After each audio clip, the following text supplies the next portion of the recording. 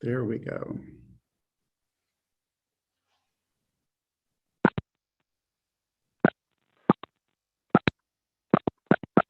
Is that Commissioner Mills? Yes. All right. Good morning, everyone. Good morning. Good morning.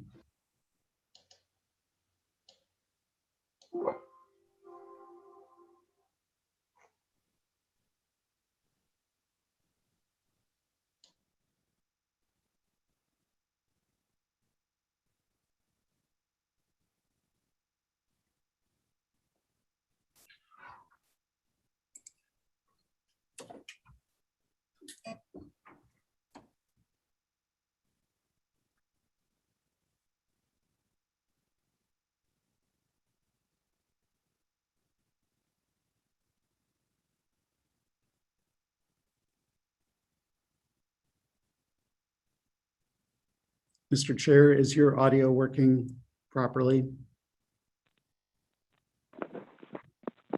Test. Yes. Test we can hear 2. you. We are live streaming and it is 8:31. Very good. Thank you very much. All right. Good morning, everyone. Good morning, everyone. Oh, I've got feedback. Okay. No, I don't. Welcome to a regular meeting of the Cook County Board of Commissioners on this Tuesday, June 22nd, 2021 at 8:31 a.m.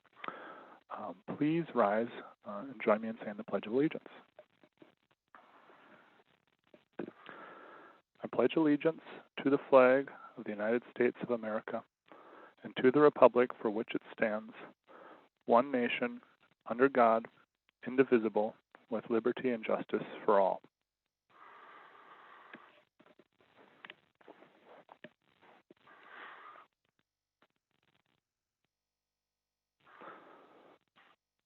And I'll read our COVID statement here regarding virtual meetings. Number 1, it has been determined that an in-person meeting is not practical or prudent because of the COVID-19 pandemic and the related peacetime emergency declaration made by Governor Walz in accordance with Minnesota Statutes, Chapter 12. Number 2, we have ensured that all members of the body participating in the meeting, wherever their physical location, can hear one another and can hear all discussion and testimony offered at today's meeting. Number 3, we have also ensured that members of the public present at the regular meeting location of the body can hear all discussion, testimony, and all votes of the members of the body. We have urged the public not to attend this meeting in person because of the COVID-19 pandemic, and ensured that members of the public can view and monitor the meeting remotely in real time by broadcasting the meeting on the Cook County website. Number 4, due to the COVID-19 pandemic, we have determined that it may be unfeasible for County Auditor Brady Powers, County Attorney Molly Hicken, County Administrator James Yorkey, members of the Board of Commissioners to be physically present at the County Boardroom at the Cook County Courthouse. Number 5, all votes will be conducted by roll call, so each member's vote on each issue will be identified and recorded.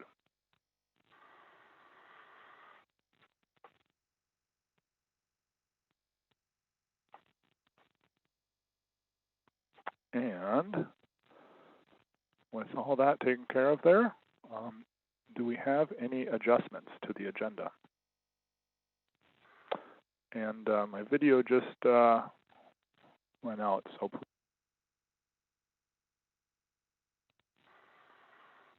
I see no adjustments to the agenda. I hear no adjustments to the agenda.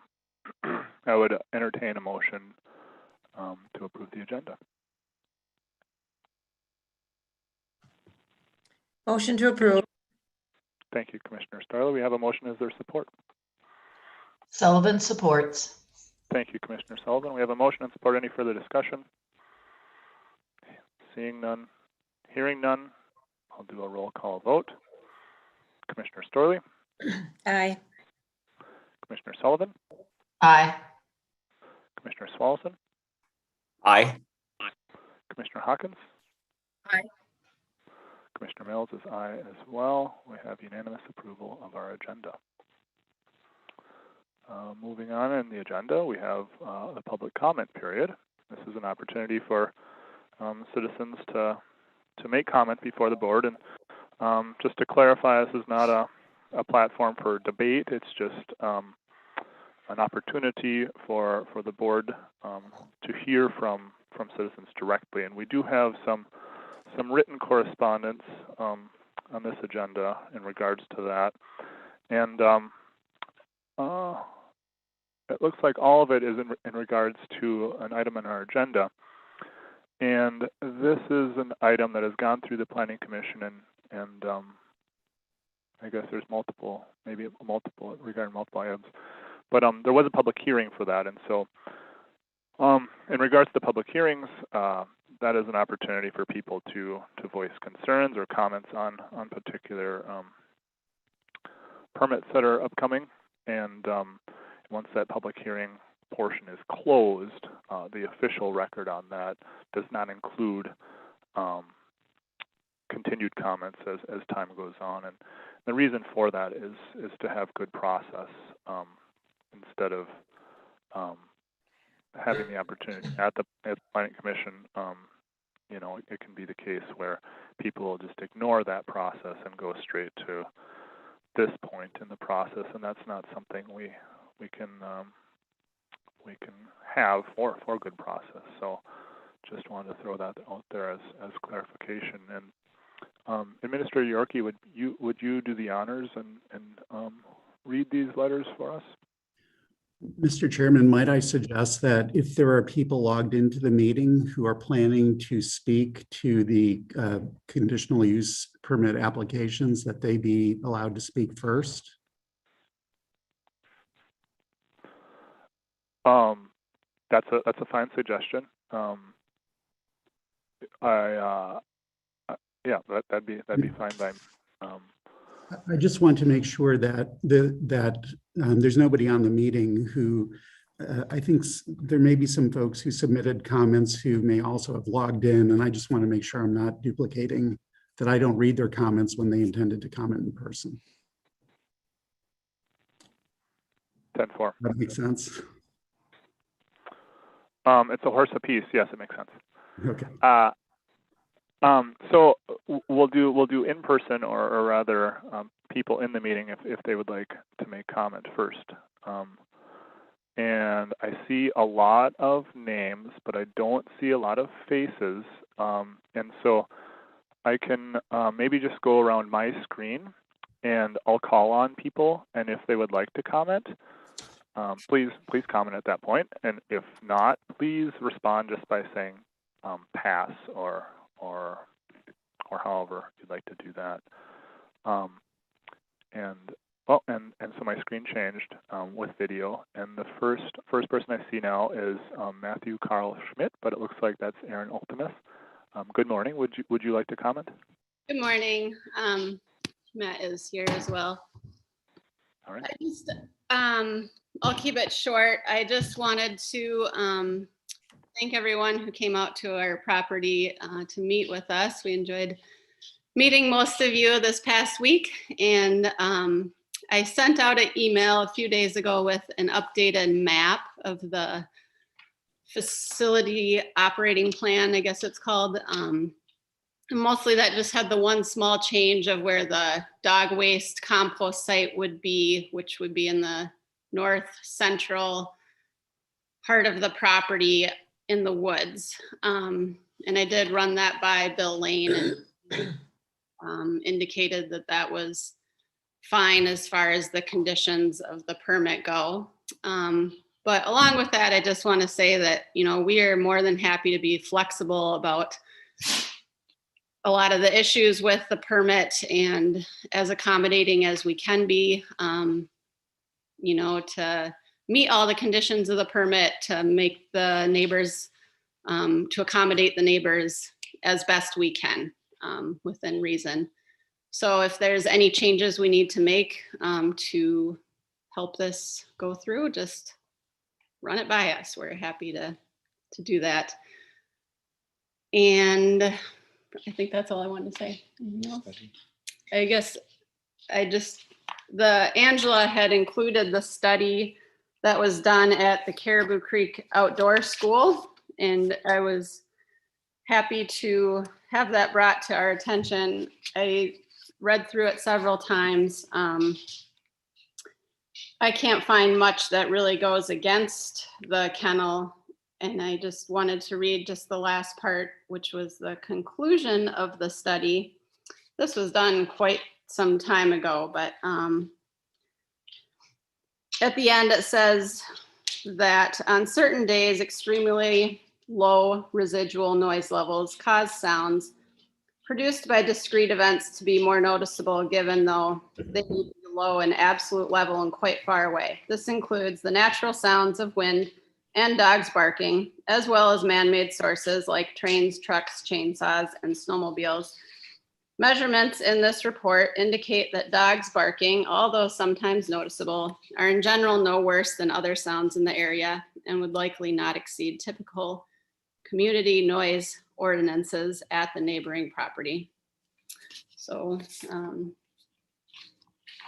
hopefully we meet all the conditions of the permit and we can move our dogs. Thanks.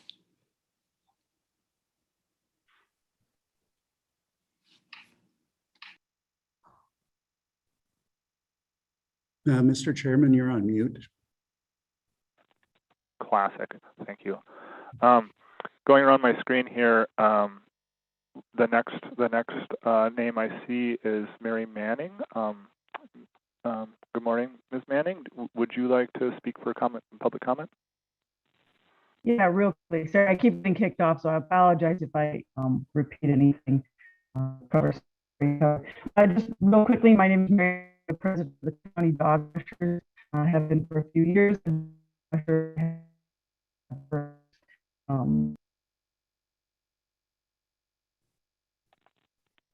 afraid we lost Ms. Manning, and it sounds like a connection issue here, and I can relate to. Perhaps calling in might be, if she's able to join again, I might suggest that just so that she has an opportunity to speak. It was kind of a hard audio connection there as well. So in the meanwhile, though, I'll move on along the screen. The next name I see is Mullen, and I'm assuming that's Jason and Mullen Gesh. Would either of you like to speak for public comment? Good morning. Good morning.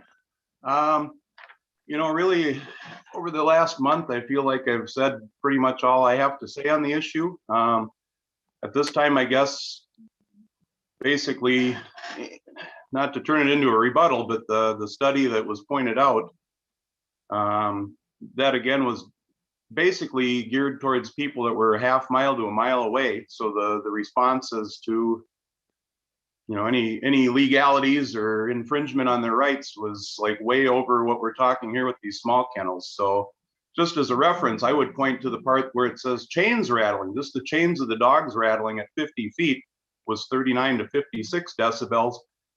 And the howling was 81 to 85 decibels.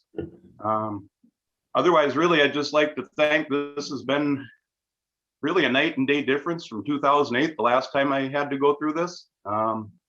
I appreciate all your hard work, whether I agree with you or not. I appreciate that you guys got out and you saw this, you discussed it, you thought about it. So whichever way you feel on it, I'm just glad you did it. Thank you very much, sincerely. That's all I got to say. Thank you, Jason. Mary Manning, I'm sorry we lost you, and I see that you joined again. It was kind of hard to hear your comment as well. So what I was gonna suggest, and I don't know if this is practical or feasible for you, but there is also a toll-free dial-in number for the meeting, and that's actually how I have my audio connection, and I feel that might be a more continuous way. And so I don't know if you'd like to try once more just as is, and if that doesn't work, certainly we can try a third time if you wanted to just dial in. But what is your preference there? I'll try out audio and see I'm on a satellite feed, so whether I dial doesn't really make much of a difference. I guess my comment primarily referenced Mr. Edward Vanegas's letter to you. I have a couple of concerns about his letter. One that was fairly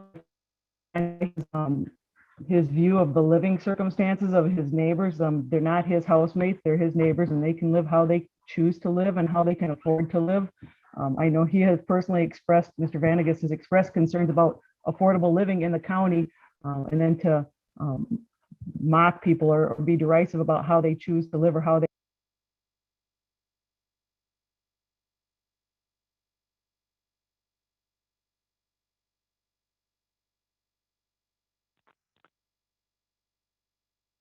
I'm sorry, Ms. Manning. I'm sorry, Mary. We lost. I will my comments. Thanks, Dave. Okay, thank you. I was able to hear a fair amount of your comment, and it sounded like it was in response to one of the letters submitted for public comment. And I don't know if there was more, but please feel free either. Well, I was going to say, please feel free either to email Administrator Yorkie, and he can read that live here, and we'll go around the screen if you'd like to proceed that way. That sounds fine. Thank you. Okay, thank you. Moving on around the screen, we have, I believe, Greg Beal. Would you like to give any comment for public comment? Yes, I would. I hope I'm coming through okay. Yes, sir. Good. Yeah, Robin and I have lived in our present location on County Road 14 for 30 years. We have a dog kennel, and we strongly support Matt and Aaron's request for a conditional use permit. I think they will be great addition to the neighborhood. They're quality people. They run a quality operation and take good care of their animals. I'd like to say that we went through a lot of this back, I believe it was 2009. And the one most vociferous opponent made all sorts of claims at that time and is making some of them again. They were all refuted. I won't go into the details, but Bill Lane investigated some of them. We provided documentation from Department of Agriculture in Fairbanks back then regarding waste and how it's handled by composting. And I guess I would say we strongly support it.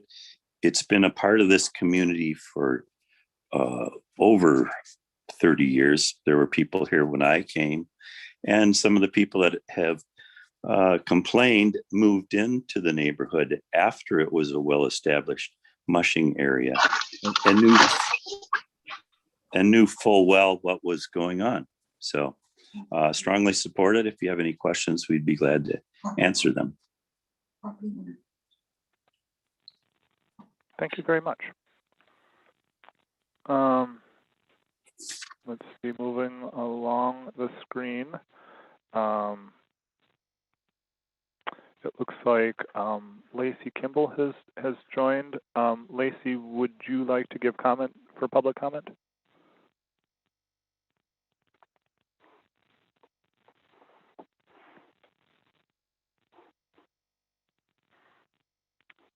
Lacey, would you like to, if you would rather not give public comment, that's of course fine too. Please let us know either way. Mr. Chairman, I did receive an email from Ms. Kimball that I was going to read this morning, but if she prefers to comment herself, she can certainly do so. Yep. Okay. Well, I can't hear or confirm either way with Ms. Kimball, so perhaps we'll just move on to the letters to be read for public comment, and then if there is someone who would like to speak after that, that either joins during the time period or is able to connect better, we'll go from there. So thank you for the suggestion, Mr. Yorkie, of hearing from people that are joined in the meeting first, and please go ahead and read the letters at this point. Thank you, Mr. Chairman. So I just wanted to follow up on a comment that Ms. Manning made regarding one of the letters that we received that does contain some observations that are really not germane to the consideration of the conditional use permit application, that are more of a personal nature. And I was rereading Robert's rules yesterday about the importance of keeping a discussion on the issues and not focused on people. And so the letter in question is in the board packet. It's available for the public to read. I would like to skip the portions of the letter that are really not related directly to the permit, if that's okay. I think that's fair. Thank you for the observation and the review of Robert's rules. Okay. So the first letter that I have is from Edward Vanagas, who lives at 40 Franks Way in Grand Marais. This was addressed to Commissioner Sullivan. Hello, Commissioner Sullivan. My name is Edward Vanagas, partner Casey Martin Vanagas. We have just completed the purchase of our home/property at 40 Franks Way from the owner, Helmer Halverson. We have been his tenants for almost 2 years before buying the property. We have submitted our purchase documents to the county recorder's office just recently. I have reviewed your list of questions and concerns you sent to the Land Services Planning Board in reference to the kennel permit for 5 Franks Way. I had similar questions. We share a border with Jacob Line Gang on the east side. Noise issues are relevant to us and the west side property neighbor. Let's see. So getting back to sort of the logistics of the permit application, Mr. Vanagas expresses concerns about whether or not Mr. Line Gang would actually be physically present on the property. He notes that Mr. Line Gang has a job that takes him away from his property for days at a time, has concerns about the absences related to that and how that would relate to the operation of the kennel. He goes on to say, after reviewing the planning board videos online for both relevant meetings, it appears the regulations are so vaguely and poorly written that any application could be approved and forwarded to the commissioner's hearing. You now all have the opportunity on this second hearing, and as you pointed out, Mr. Chair, there is not a second hearing, there was only one, to thoroughly vet, discuss, interrogate, interview the applicant about our neighbor property concerns and put these answers to the test. Because this is a new property purchase for us, we are concerned that our property rights interests are not being taken into consideration. The value of our property over time will be affected by being surrounded by dog kennels. We are now aware that Nancy Lang has relocated her dogs from the Jorgensen's property to her own newly purchased or rented property.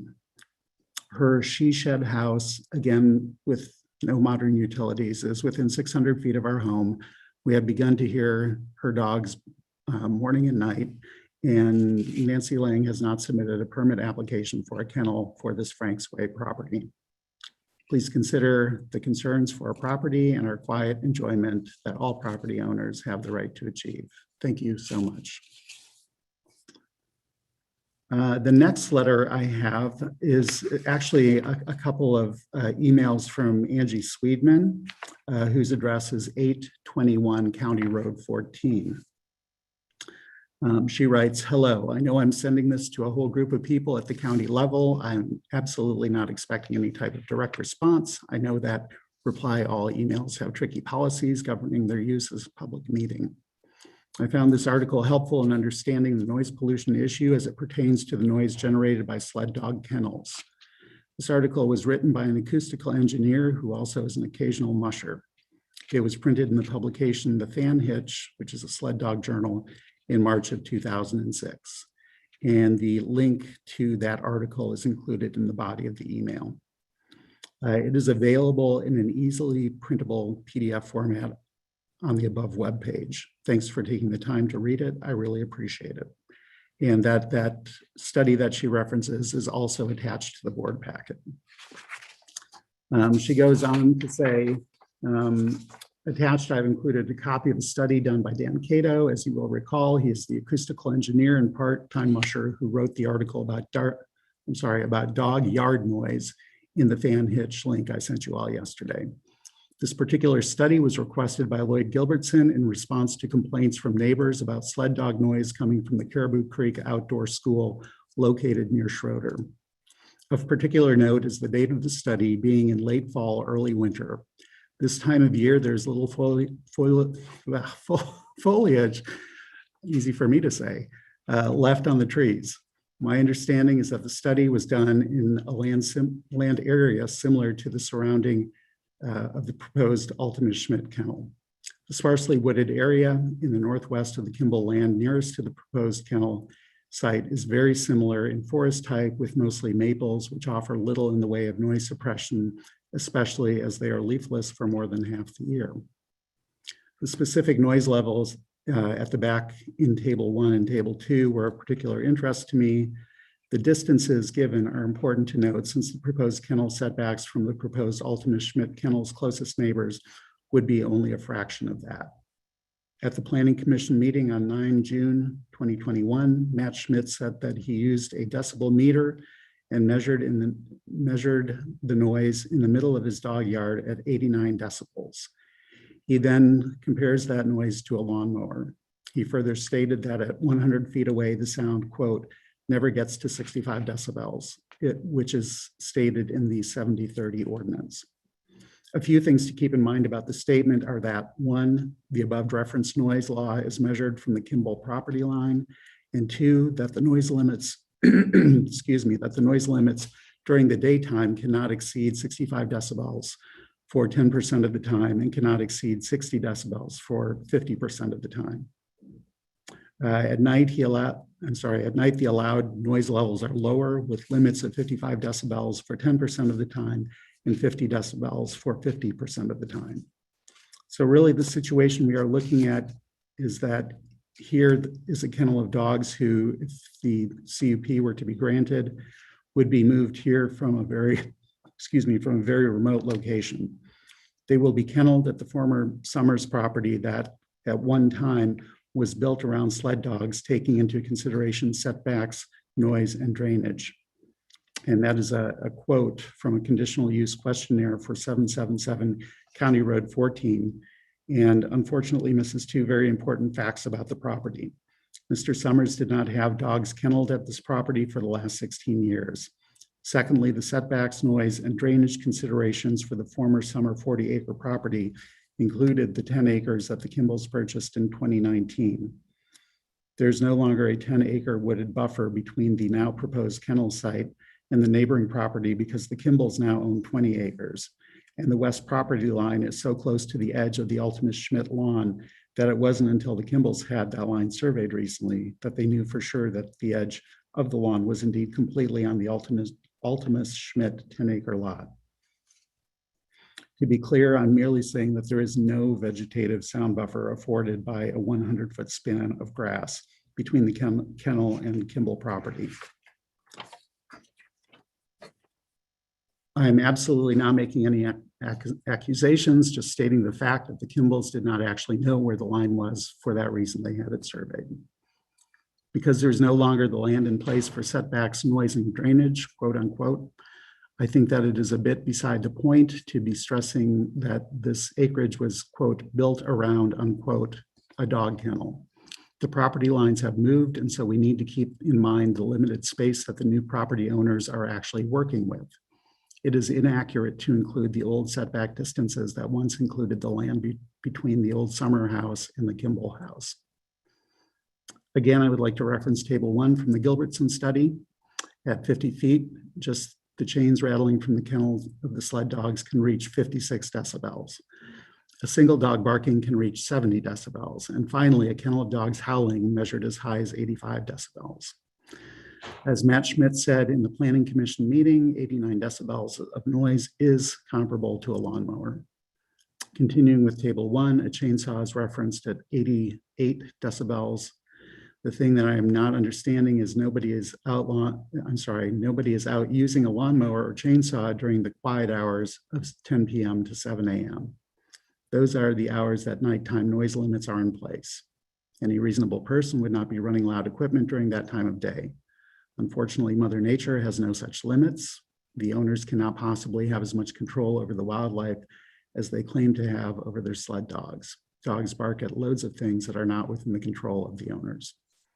Based on my previous experience listening to noise from Mr. White's former kennel area, which was comparable distance from the Kimball house, I believe that it is reasonable to expect that the noise from this kennel will exceed the nighttime limits set by the state noise ordinance. Again, the 70-30 rule is measured from the property line. Please see pca.state.mn.us/error/noise-pollution for more information on Minnesota state rules regarding noise pollution. And then there's also included in this letter a link to a YouTube video. Thanks for taking the time to read all of this and consider it carefully. Angela Sweetman.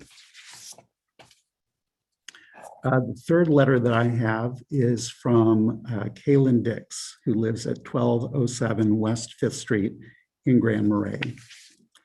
Board of Commissioners, my name is Kaylin Dix and I reside in District 3. I am writing in support of the kennel permit application on the agenda for the June 22nd, 2021 Cook County Board of Commissioners meeting. Though I do not live in the vicinity of the properties applying for conditional use kennel permits on County Road 14, I would like to express my support for them. Since I am more familiar with the Mush Lake Racing Kennel, my specific endorsement is for the Ultima Schmidt permit application, though I support the mushing community in Cook County as a whole. As a lifetime visitor and newer resident to Cook County, I respect and value mushing as a sport and tradition. There are few places in the world that are equipped with the necessary climate and conditions to foster this practice, and we reside in one of them.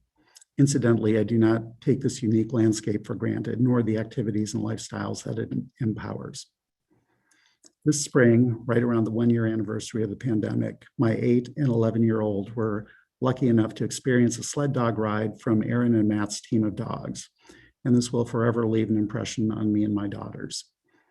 After a year of isolation, distance learning, and canceled activities, this was one of the first outings they were able to participate in safely and meaningfully as, quote, the new kids in town, unquote. Best of all, after her ride with the dogs, my 11-year-old had a grin from ear to ear, and I had not seen her smile like that for a long time. That day, my family and I were so grateful to Erin and her team, and we left that experience feeling uplifted and lighter after a very tough and stress-ridden year. I wanted to share this experience to demonstrate the impact mushers and their dogs can have on individuals and a community. I understand the concerns of proximal neighbors to the parties applying for kennel permits. I also understand that the applicants have adhered to established conditions for the sought permits. While this issue involves a specific locale, implications from this discussion have reaches beyond the immediate area of County Road 14.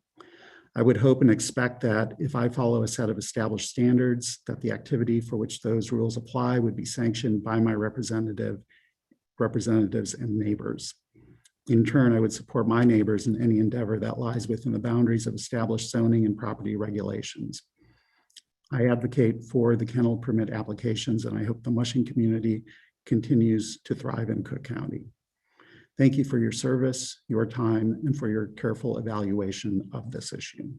Sincerely, Kaylin Dix. The fourth email I have is from Jason Gesh, who has already spoken, so I will not read that this morning.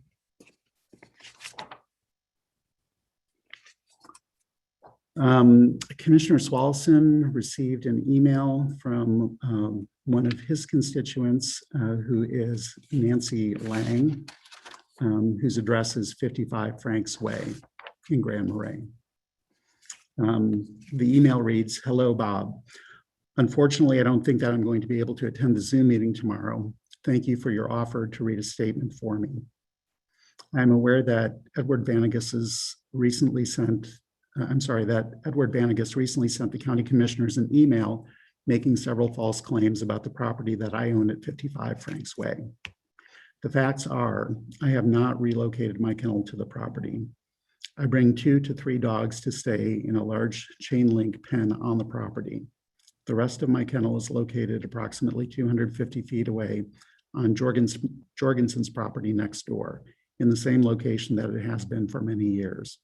I don't know whose dogs he has begun hearing morning and night, but they are not my dogs. Edward's own dogs bark, but he doesn't mention that in this email. I have not applied for a kennel permit yet because I'm not ready to begin that process. With the current outrageous cost of building materials, I will unfortunately have to put off building my house until next year. In the meantime, I have moved my belongings into the existing sheds and will use one of them as a temporary living space. Not ideal, but with the housing situation in Cook County, it will have to do until I can build my house." Edward's email is very puzzling since his husband Casey has voiced their support of the sled dogs in our neighborhood, literally saying, "I love you guys having the dogs. It keeps my pups safer." And, quote, "The dogs on 14 make more noise than any on Franks," unquote. They rented the home at 40 Franks Way for 2 years and loved the area so much that they recently purchased it. If the sled dogs in the neighborhood were such a problem for them, why did they choose to buy here?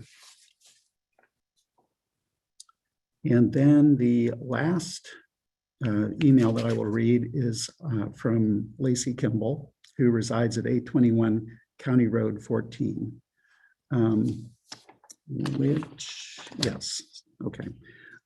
So her email reads, "Dear Commissioners, thank you for taking the time to come out and visit. To re-summarize, the kennel in discussion is located on 2 adjoining properties totaling just over 44.5 acres. The proposed site is on a narrow 9.92 acre parcel. The current Mush Lake site is over a mile to the closest private neighboring property, which is a seasonal cabin. The proposed site is within a half mile from 5 full-time year-round homes and 1 seasonal cabin that is used on a weekly basis. The original CUP from 777 that keeps being referenced was for a 40-acre property.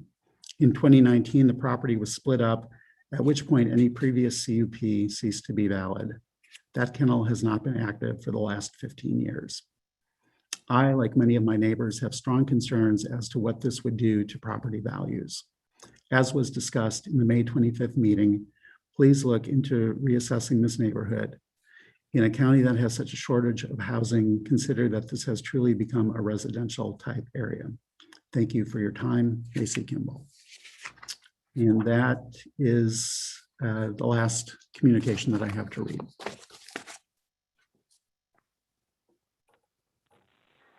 Thank you, Administrator Yorkie. And thank you all from the public who submitted comments. Thank you all from the public who spoke at today's meeting during public comment. Just as a sort of last call, is there anyone else that I have not acknowledged for public comment? If so, please unmute and speak up.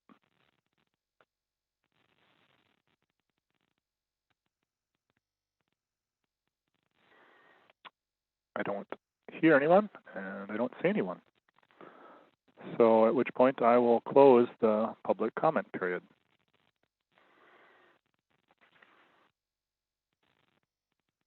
That moves us down to item 3 on our agenda, the consent agenda. Are there any items that a commissioner would like to pull from the consent agenda? I see no one and I hear no one, so I would entertain a motion. I Would motion to approve the consent agenda. Thank you, Commissioner Smallson. We have a motion. Is there support? Sullivan. It's a tie. It's a tie. I'll lean on Commissioner Storley there. I saw she was unmuted first, and that's where my focus was. No offense intended, Commissioner Sullivan. We have a motion and support. Any further discussion? Seeing none and hearing none, I'll do a roll call vote. Commissioner Smallson, Aye. Commissioner Storley, Aye. Commissioner Sullivan, Aye. Commissioner Hawkins.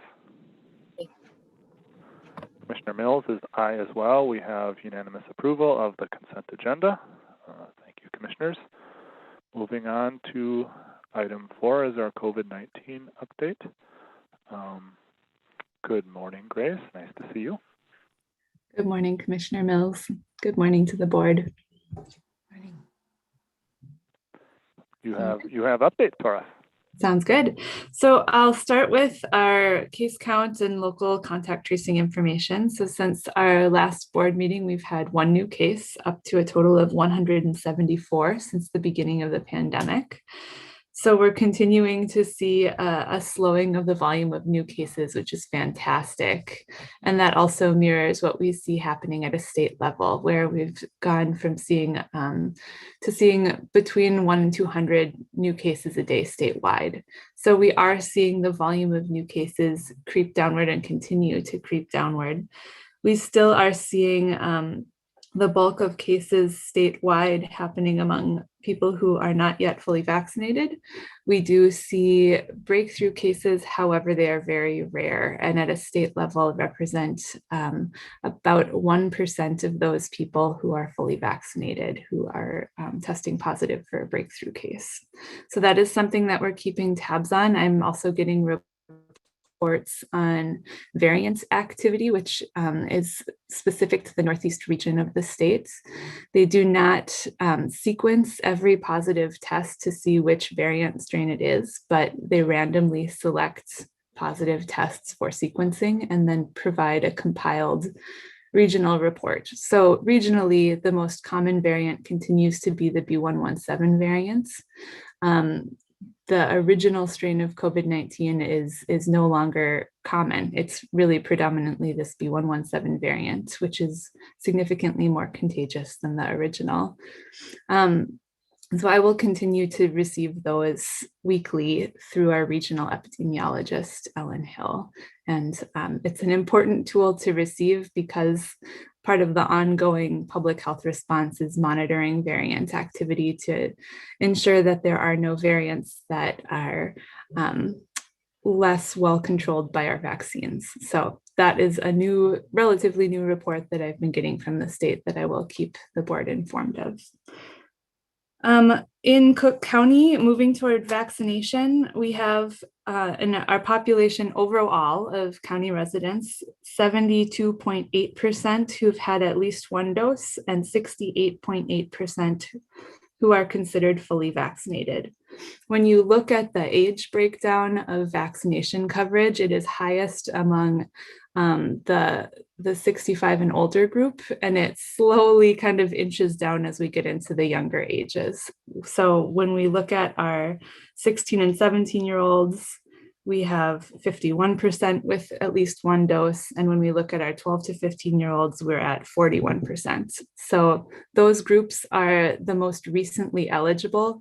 And we have now wrapped up a series of 3 weeks of teen-focused clinics with first doses in collaboration with North Shore Health. So the next 3 weeks, starting this Thursday, we will be doing second dose clinics for those same groups of people. They were teen focused, but they weren't excluding anyone. So we did have a handful of others attend those clinics. The North Shore Healthcare Foundation also did provide Dairy Queen gift cards for people coming for their first doses and Subway gift cards for people who return for their second dose as an incentive for teens to complete the vaccination series. because of the nature of the Pfizer vaccine, it is more challenging for us to administer.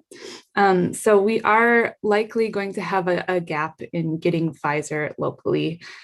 We do want to make sure that the vaccine continues to be available for teens. And so we are working to brainstorm with some of our partners in the community to see if we can collaborate on doing a teen-focused event in early August so that more teens and parents would be able to access the vaccine and also be fully vaccinated for the start of the next school year. We're hoping that by making that opportunity available, we will have less impact on our school and on families next fall with regards to quarantine and exposure in a school setting. So really hoping we can kind of work with the families to make sure that they get information and continue to have the opportunity to access vaccination opportunities. We are also waiting to hear whether the FDA will make the Moderna vaccine, which is easier for us logistically to manage here locally, available down to that 12-year age group.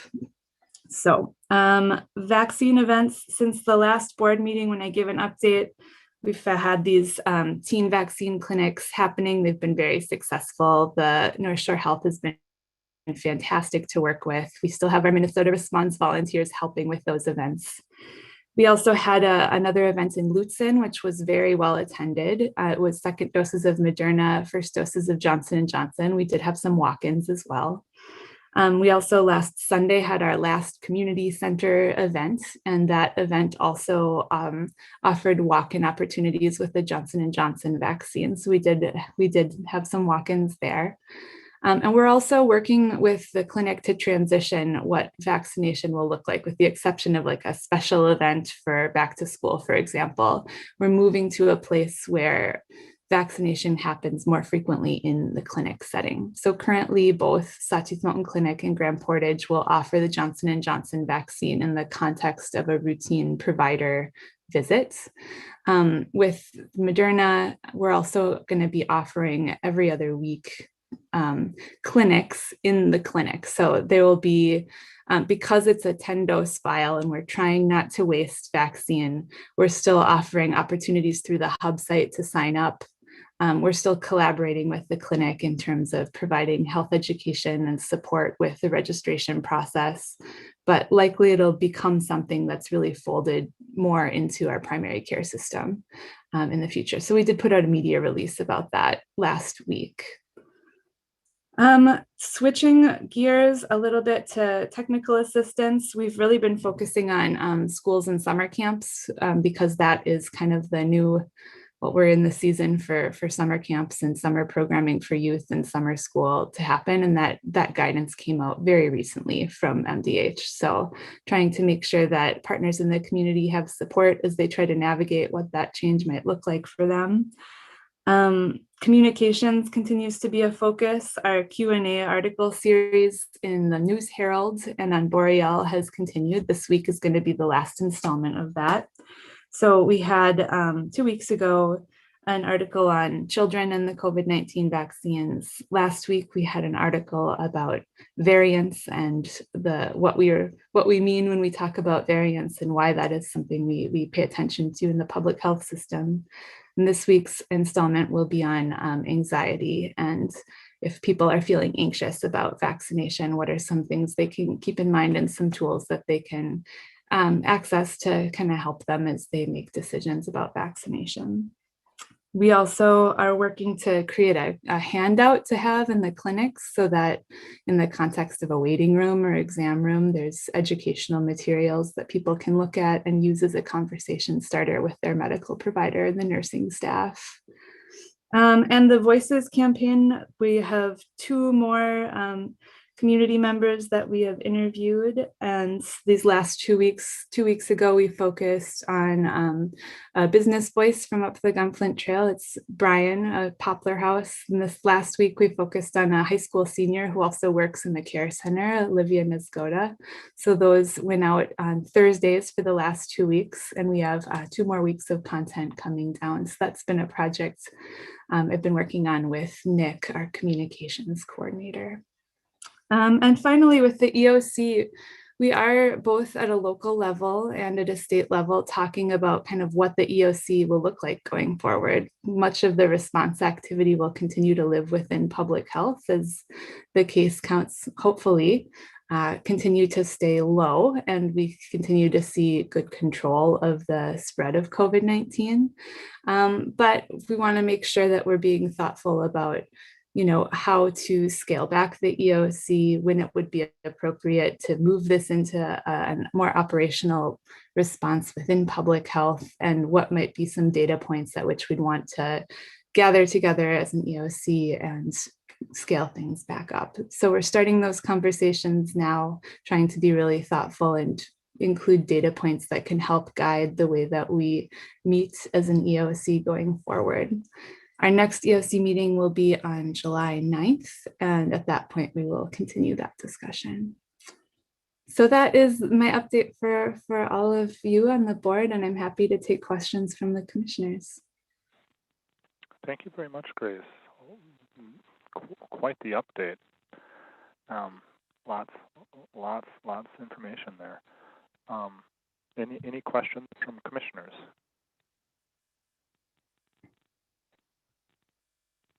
I myself had questions, and I don't know if you can answer them. It's a little bit larger discussions. Just if there's any update regarding the full approval from the FDA, not the emergency approval, and then also the young below age 12. If there's any talk about that. And I recognize you're just, getting information from your meetings and don't have insider knowledge per se, but didn't know if there's more talk about that. Sure, I can give an update, but it's not a very detailed update. I did actually ask the same questions of Ellen Hill, our regional epidemiologist, thinking that she may have more of an insider view than I do about full vaccine approval and extending the emergency use authorization to younger ages. So Pfizer is the first manufacturer that submitted data for full approval by the FDA, and that was in May. But aside from knowing that they've submitted that data, it's not clear when that full approval will come. The best guess I have is by fall. But again, that's not a firm date. That's just that's what I've heard at this point. And in terms of lowering the age, the next they call it a de-escalation process, which may be kind of a strange term, but they basically go backwards in age as they test the vaccine in younger age groups. And so the next group that's under clinical trial right now is 5 to 12, and that was with the Pfizer vaccine. And we were all sort of watching and waiting and hoping that it might be available before the school year, but it doesn't look like that will be the case. It'll be later in the fall. One thing we are hoping to do with this kind of back to school vaccination event is to also provide opportunities for parents of younger children to check on whether their children are overdue for other routine vaccinations, so that even if they're not able to get COVID vaccine because that hasn't been approved yet for younger children, they can check on other childhood vaccines, and that can hopefully help boost our coverage of other vaccine preventable diseases. But again, fall and late fall are not real firm timelines, but that's what I'm hearing at this point. Very good, thank you. And yeah, I think you've told me that before, but I'll just keep asking. Sure, keep asking. I'm always happy to provide an update, even if it's no update. Yeah. I appreciate that. Thank you. And thank you for your tolerance there. I did have one other question too that you may be able to answer a little bit more. And it's just in regards to our percentages and numbers and how the Johnson & Johnson single dose vaccine plays into that. With one single dose, it's considered fully vaccinated. So I'm assuming that goes into that 68% number. Yes, so it would go into both. It would be at least one dose and fully vaccinated. So, yep. And we have done more and more of Johnson & Johnson, but generally speaking, the vaccine that we've most frequently used locally has been Moderna. So, All right. Thank you. That's all the questions I have for right now. Did that spur any other questions from commissioners? Looks like not so much. All right. Well, have a wonderful day, Grace. Thank you very much for the update, and thank you very much for your continued work. I know there is some relief, but I know you are also staying quite busy. So I appreciate all that you're doing. Absolutely. Well, thank you to the board for having me back, and I wish you all the best today. Take care. Thank you.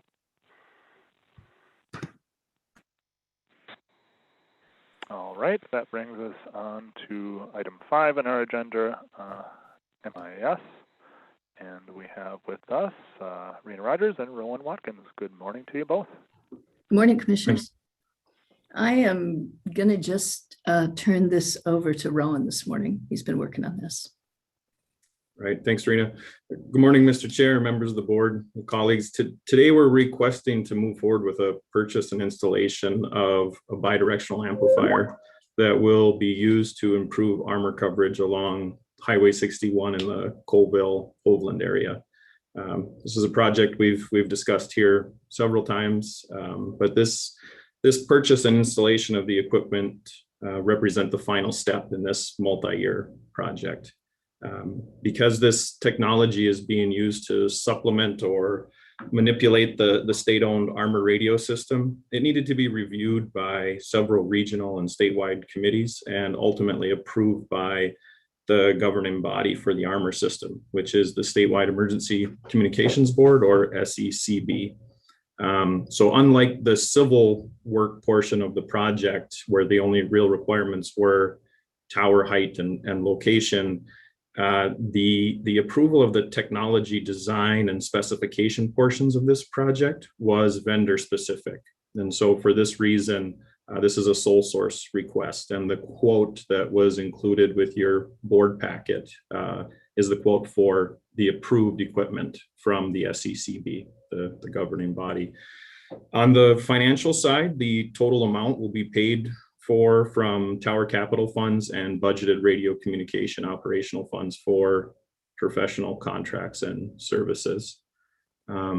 Aside from that, I would just like to say that since this is the last item for this project that will come before the board, I'd like to take the opportunity to thank the board and colleagues and members of the public who've helped work on this project. It means a lot to the public safety community and our volunteers and all the armor radio users who operate in this area. So thank you. And with that, I stand for questions.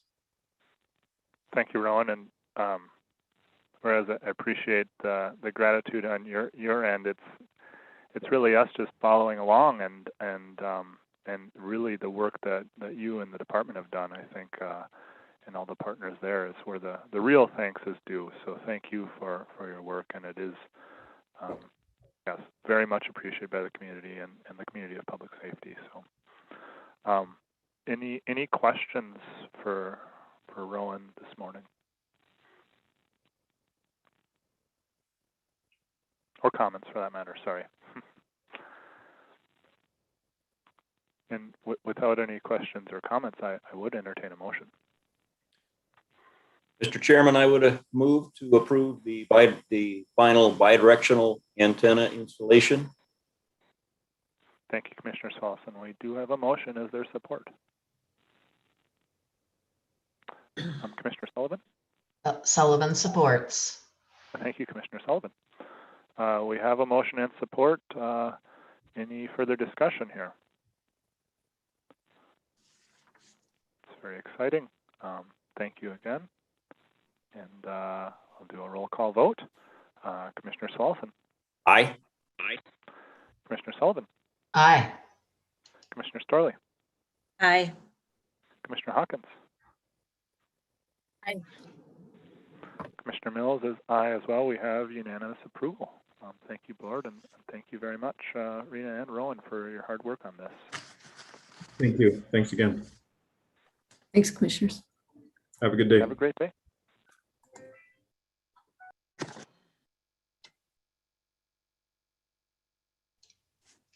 Commissioner Mills, you're on mute. Nice. Twice in one day. I was saying this brings us down to item 6, and this could turn into you know, a substantial discussion here.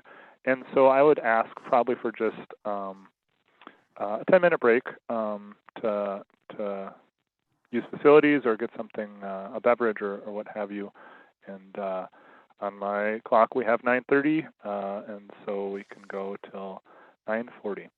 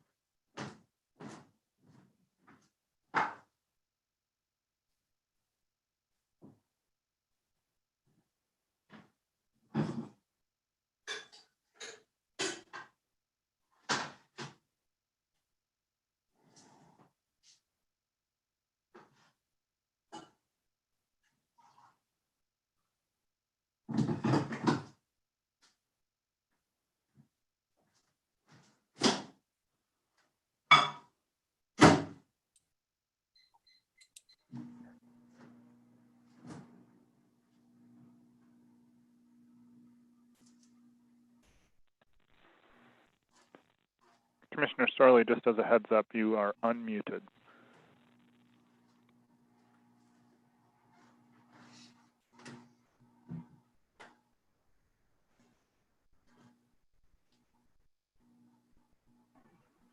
Oops.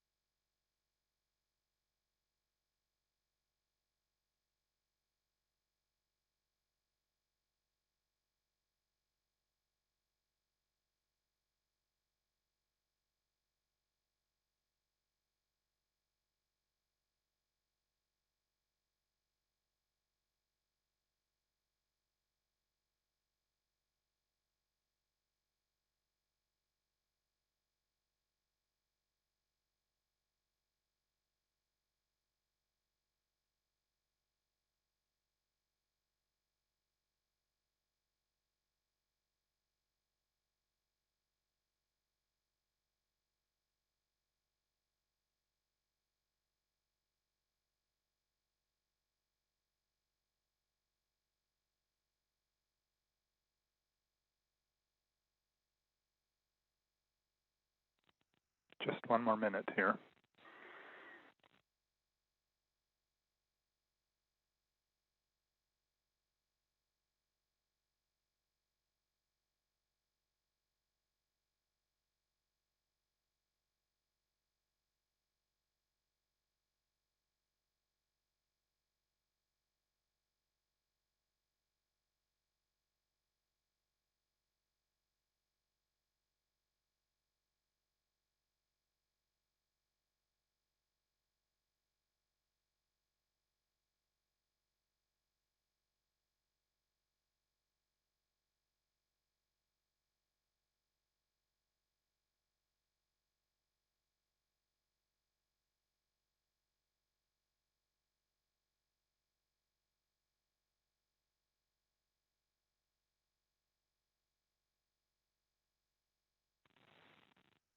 All right, we are back. It is 9:40. Whoops, wrong screen. Where we left off was item 6 on our agenda, land services. First of which is item A, and that's in regards to Jacob Langang's CUP kennel request. And I guess I'll turn it over to Mr. Lane. I see you have turned your camera on, and I presume you'll be teeing this up. Yes, good morning, Mr. Chair and Commissioners. Just a little review of this. This originally came to the Planning Commission at its May 12th meeting. It was a request for a conditional use permit for a 45 dog kennel operation on property adjacent to Frank's Way and County Road 14. The Planning Commission recommended approval of this by a 4-to-1 vote. It was subsequently brought to the Board of Commissioners at your May 25th meeting. Some debate and discussion ensued, and rather than make a decision, your body opted to generate some questions, hoping for more understanding of the complexity of the request, how kennels fit into residential landscapes, that sort of thing. So we gathered comments from all 5 commissioners with the intent of bringing them back to the Planning Commission for a response at their June 9th meeting. And as part of the old business component of that Planning Commission meeting on June 9th, we started to kind of systematically go through the questions with the intent of responding. About 2 or 3 questions in, however, we received a motion from a Planning Commission member suggesting that the questions had already been answered either through the Land Services narrative or through review of the Planning Commission meeting on May 12th. And that kind of started a groundswell of opposition to actually addressing the questions. And instead, Commissioner Laboda made a motion to send the issue back to the Board of Commissioners with the suggestion that the decision should be made based upon their May 12th recommendation for approval. So that was approved unanimously and sent back to you, meaning in short wrap up here is that the questions were not answered, and instead the Planning Commission asked that the Board of Commissioners make their decision based on their earlier Planning Commission recommendation. And that's where we're at right now. Okay, thank you, Mr. Lane.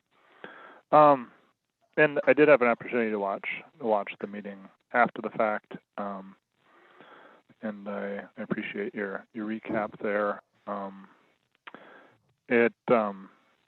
I feel like perhaps I didn't communicate well enough my intentions, and I apologize for any confusion that I caused with my questions and kind of line of thought. I do want to get on the same page or as close to the same page as we can be with the Planning Commission and us board members as a whole here. So the path forward to me is not entirely clear, and I would, I guess, just like to. I do have some ideas, but I would like to hear from other commissioners where their thoughts are at and any ideas they may have, and if it's the wishes of the board for me to go first, I'm very willing to, but I'm giving the opportunity to other board members. Commissioner Swanson. Thank you, Mr. Chair. And I do believe since that time, we have each had the opportunity to spend more time on this subject. Certainly in discussions, I've had many discussions, as I know other commissioners have, with people on both sides of this issue. So I think the time was well spent. I think we were better educated. I thank Director Nelson for sending the Kennel Committee final report and that review, reading through that and everything that committee went through, the discussions they had, and the thoughtfulness that they put into setting, making the recommendations, and then the final kennel ordinance were very helpful to me. And looking through this, I've heard the term in many conversations, property rights, that there's a property rights item here to be considered by all of us as commissioners. And I would just share my thoughts for a moment on that if I could. And I look at that as there are property rights, I think, on both the part of the person requesting and also those surrounding. And I look at that as how we consider this issue. The property owner that wants to put a kennel in actually has to meet the burden of the kennel ordinance, which are not arbitrary in the least. I mean, they're very specific.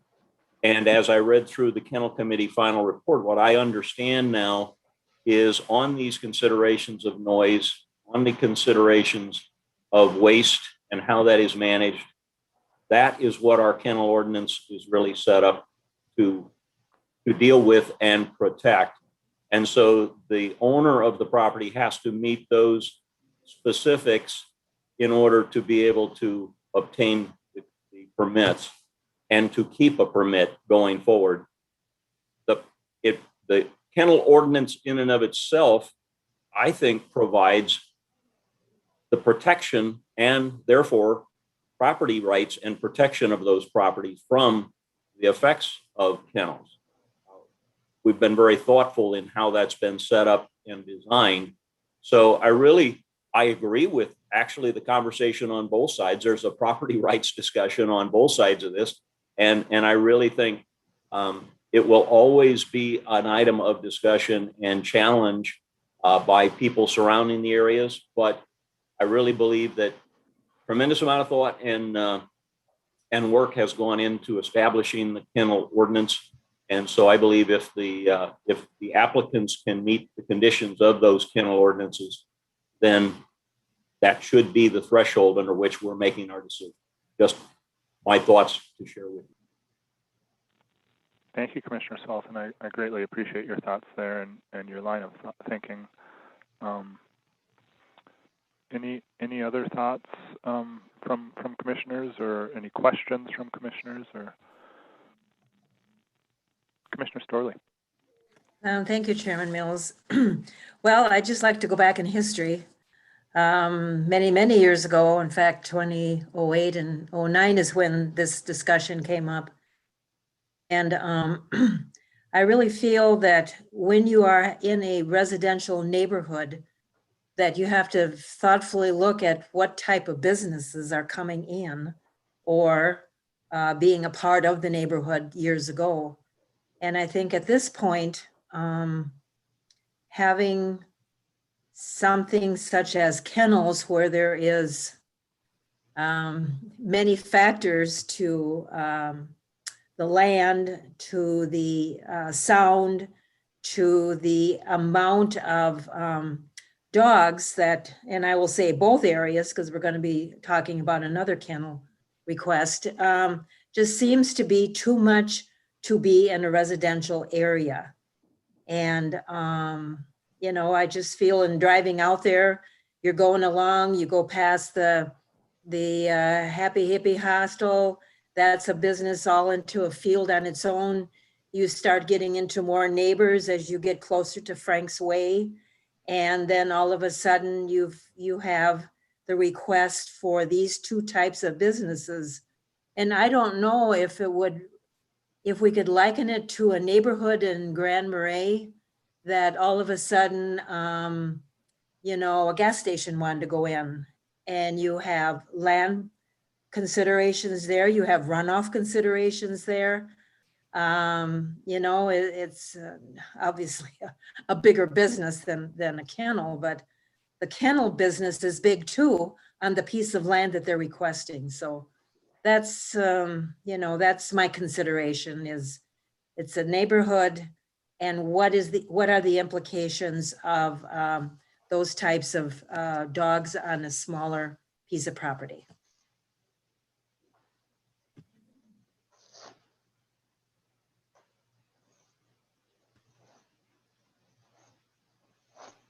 I hate to say it there, Chairman Mills, but you're on mute again. Thank you for pointing that out. I was just thanking Commissioner Storley for her insights there and some of the history there and her line of thinking. I appreciate that. So thank you, Commissioner Storley. And thank you, Commissioner Salson, for pointing out my mutedness. Any other thoughts from commissioners or any questions that are coming up in our discussion? Commissioner Hawkins. Yeah, this has been a hard decision, but I appreciate Commissioner Swallison's mention of the kennel ordinance. I've also read that many times, and I realize as a commissioner, I have to vote not based on my own emotions, but based on the facts presented before me. Now, we sent this back because maybe we thought there was information that hadn't been considered. I have not received any information that makes me think that the standards that have been set by planning and zoning to approve these kennel ordinances, or I mean kennel operations, I have not received anything. I looked into what would it take for me to deny this, and I have to have formal findings of fact that prove that the Planning Commission did not look at something.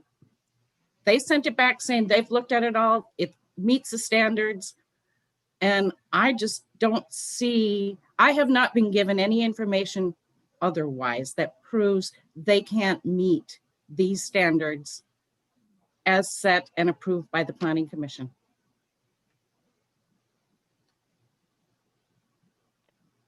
I unmuted. Thank you, Commissioner Hawkins, for your thoughts there and your line of thinking. I greatly appreciate that.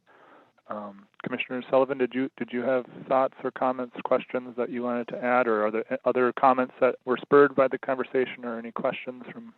I did. Certainly, there's a lot of passion on both sides of this issue, and I want to note that I appreciate the remarks that have been shared, whether in person or by phone or by email, all the communications we've had that are factual in nature and respectful of others. I know it's unfortunate there have been a few remarks that weren't so, but the majority of the communications we've received really demonstrate mutual respect and searching for kind of a common ground or a common goal. So I appreciate that. And one thing that struck me in my conversations with individuals is that there is a common concern both among the mushing community and among the residents along County Road 14, that there's a concern for the environment, for the wetlands. And so with that in mind, I've done also a lot of thinking about this. And again, thanks to all of you who have sent in comments to all of us in a variety of forms, and they've been respectful in nature to our neighbors. Thank you, Commissioner Sullivan.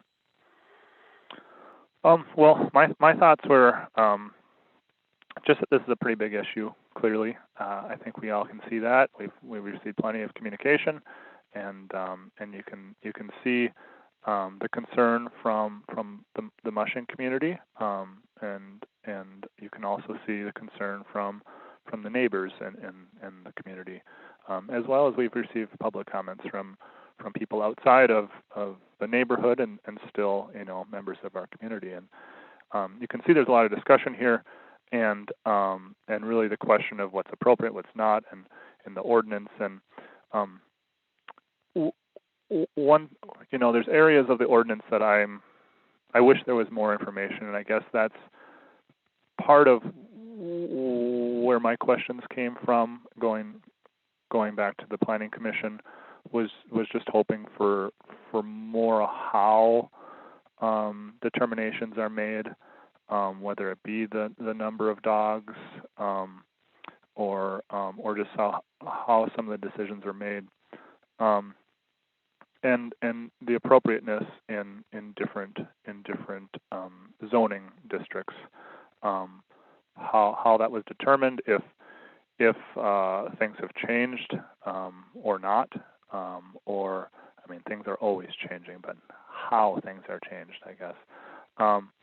And there is, I would say, there is a significant amount of change, both in how the neighborhood is comprised, as far as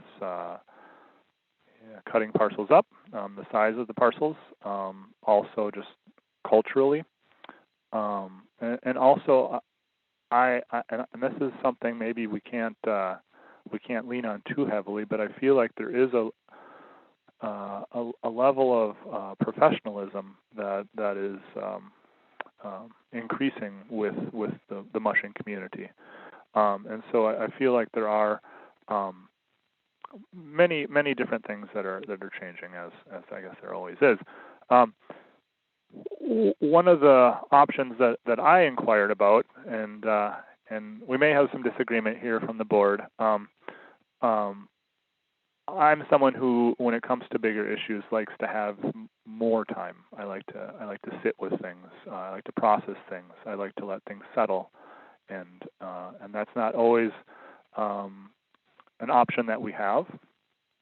I inquired about that option, and we could use the big bad scary word is the moratorium. I think the technical word is an interim ordinance, and that could give us time if the board thinks it's proper or a good way to go, to have more conversations with the community, with that neighborhood, revisiting this report, because it is very valuable, and I would also like to have conversations to hopefully get both the mushing community and the neighborhood, the planning commission, and us boards of commissioners on a more similar page, and I just think it's important to have more discussions and to talk more about that, and to look at the current ordinance and how it fits or does not fit within the community. And some might see that as an unnecessary delay, and that's everyone's prerogative. But I think that could be helpful, and I think it could be a good way to build more community and to work through this. And so, throwing that idea out there, how do commissioners feel about that? Is it something that you're open to, or do you feel like we need to make decisions now, or what are your thoughts? Commissioner Swanson. Yeah, thank you, Mr. Chair. Of course, I think anytime we can get the communities to reach a common viewpoint, I think is a great way to go, and I certainly would look to find ways to do that. My reservation to your option that you put forward is that when I read through this report back in 2009, it was very, very similar. I mean, almost exactly the same circumstances as what we face today, and they spent many months reviewing and consideration, and in fact, in the end, very little change to the ordinance came from that. And I guess that's what gives me pause. Certainly, that is what's within our review. From my perspective, is if we're not in agreement on what the ordinance says, if there's a specific in the ordinance that's a challenge or that we don't think is appropriate. But having read that report, it was very, made me very aware of the strong consideration, and even amongst the committee themselves, they openly admitted that it was very challenging for them to hold the discussions without having polarized points of view in a group that had come together to work together to try to come to this. And that's what gives me pause. The subject matter itself, because of the concerns, and they really boil down to those items they talked about in the report of the noise, the environment, and how are we dealing with those activities and what we've said. I don't see that. I don't see something that has driven a change in that. And so that's why I don't know. We could certainly have a lot of discussion and things, but I don't know that it's going to bring us closer to a change that would be meaningful in our ordinance. Just my thoughts to share with you.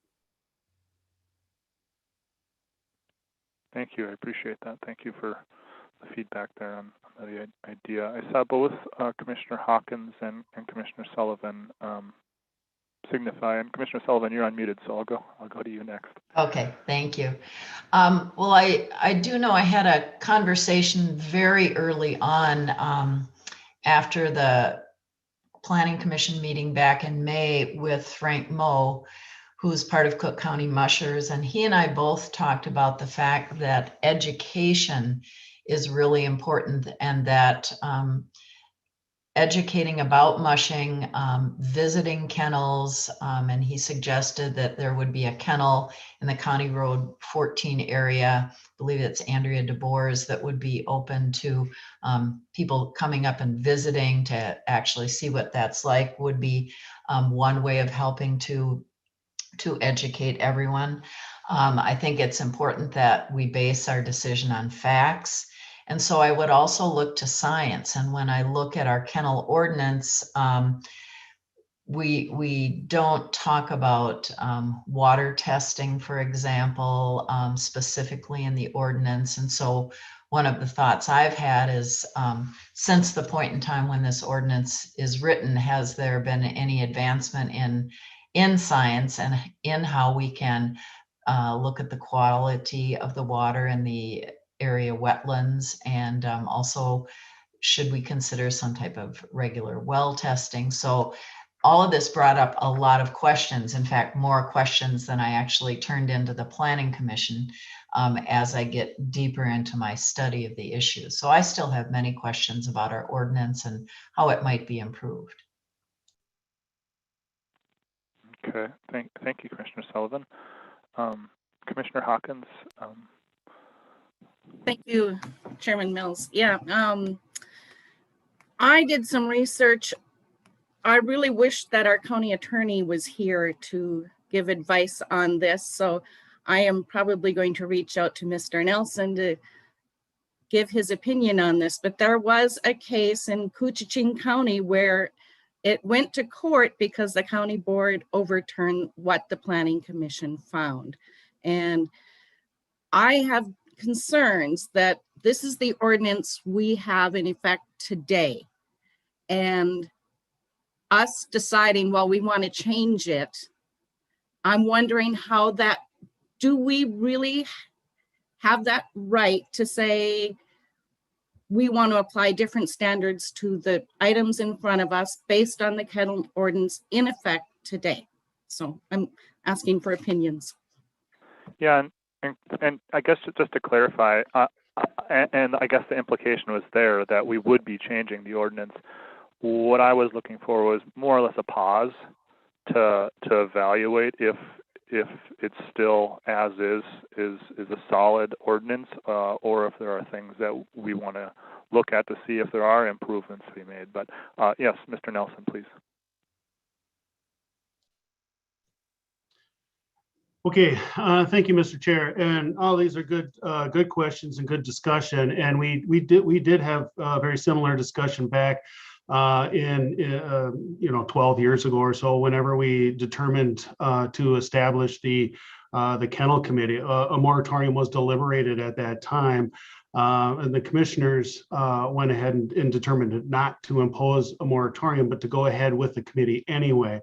You do have the option to impose a moratorium if you want, and I might suggest, though, to be able to address Commissioner Hawkins and Swallison's concerns, is that what this board could do, and this is just an option for discussion, is the board can act on the items that are on the table at this point and then impose a moratorium so that the applicants in this case, have applied and have gone through the process under the rules that we have established and that we have adopted by ordinance, and they have run through that process, in good faith to do that. So it is not unreasonable to hear and make a determination on their cases on a case-by-case basis, and then perhaps come back in July and implement a brief moratorium to do some further study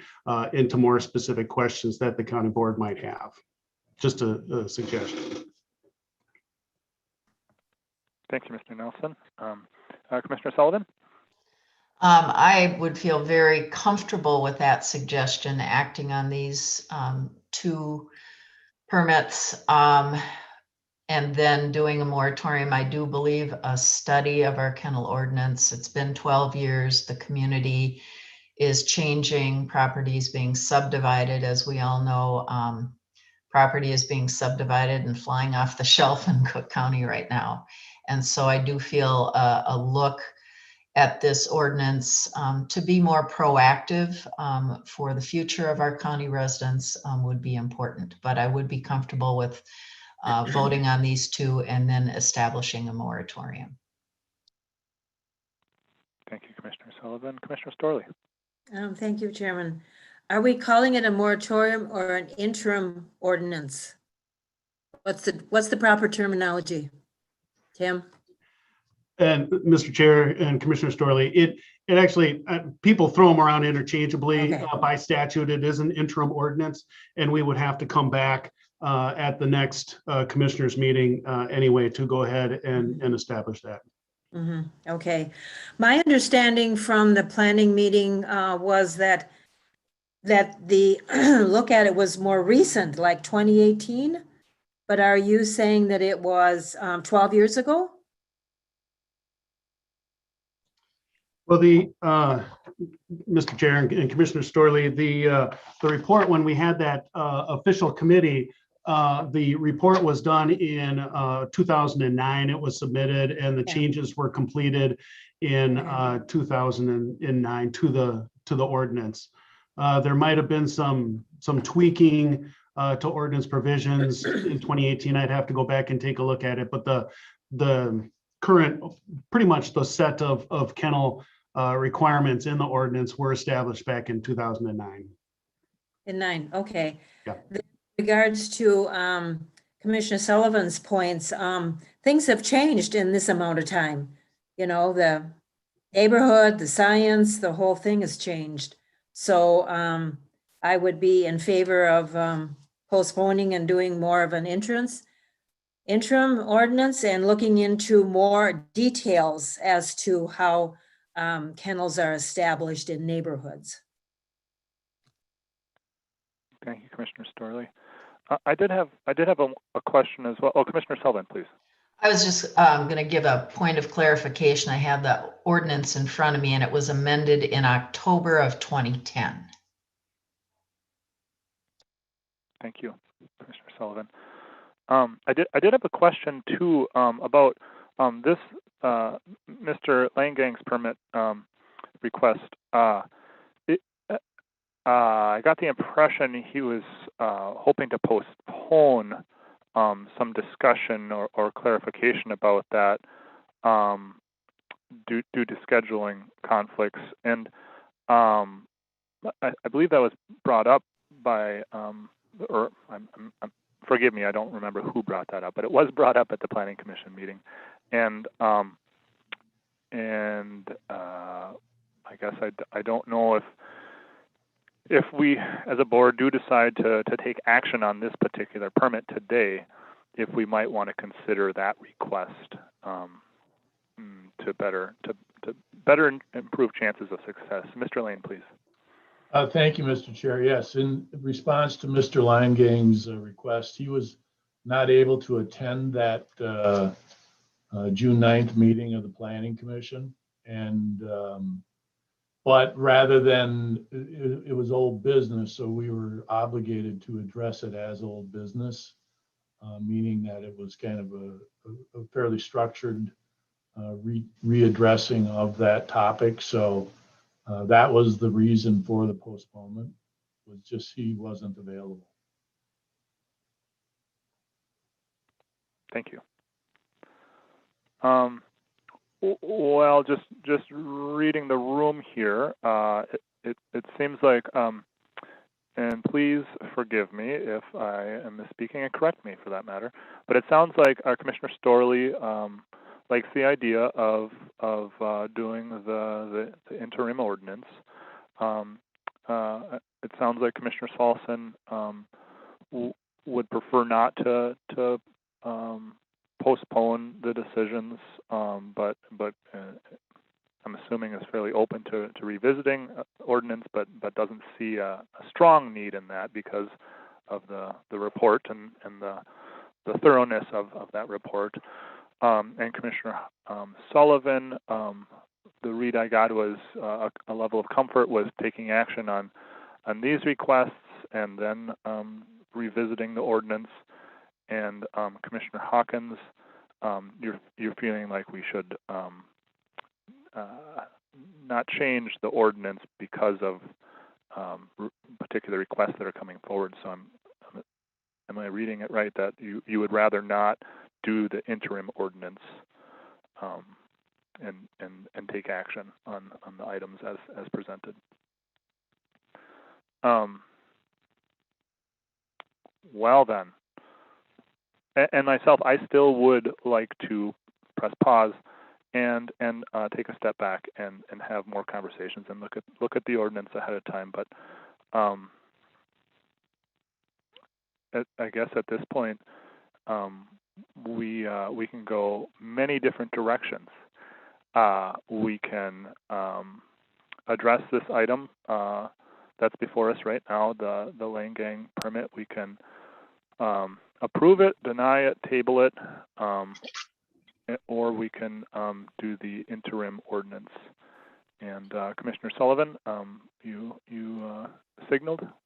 Yes, I had a question, and perhaps this is for Mr. Nelson, but I'm wondering if we can look at for Mr. Leingang's property an interim use permit, which is what originally Land Services recommended. Mr. Chair, Commissioner Sullivan, it does say in our ordinance that we can consider conditional uses and interim uses as interim uses, and we can establish the only thing really major difference about a conditional use and the interim use is that there has to be some sort of end date or end termination event. And a termination event could be a one-year permit, or it could be run with the property until the ownership of the property changes. So you could change that at this point, and you could put in there the condition or the termination period of change in ownership, and that would let the permit run with the current property owner until that changed hands. And the new owner would have to then apply for that permit. Thank you for that clarification. Commissioner Swanson. Let me look for clarification then. Mr. Lane, is this still being put forward as an interim use with a 2-year? I believed it was going forward as it had been first presented, interim use, 2 years, and then reapply. Is that correct, sir? That is correct, yes. Thank you for that.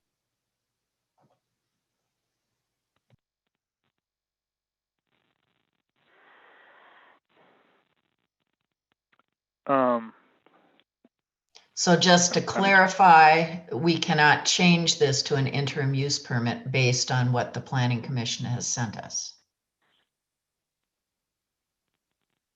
Mr. Nelson. Mr. Chair and Commissioner Sullivan, viewing the exchanges that we've had here now, then it is actually an interim use permit, and Bill can confirm this. It actually is an interim permit request that is for a 2-year period. Thank you. That's what I thought. Okay. What I was going to say is I'm getting ready. I'm emotionally preparing myself to be shot down here, but I'm going to make the motion to do the interim ordinance with the intention of looking at our current ordinance and how both the neighborhood has changed as far as parcels and as well as bringing clarity to what I find is a less than clear ordinance, although there may be disagreements there. And this is a motion, so we should not have discussion midstream here. It'll die without a second. Any second? Any second? Motion fails for a second. Mr. Nelson. Oh, thank you, Mr. Chair. It was just a point of order. The item that's on the table is the request itself. In order to address an interim ordinance or a moratorium, we would have to have some disposition of the actual item that's on the table first. And it would either be tabled or acted upon, and then we can come back, and we wouldn't be able to enact an interim ordinance or moratorium today. We would have to come back on the 13th to provide some notice for that and have discussion on July 13th for that. Very good. Thank you for clarifying. Well, on that note, then I would make a motion to table this request.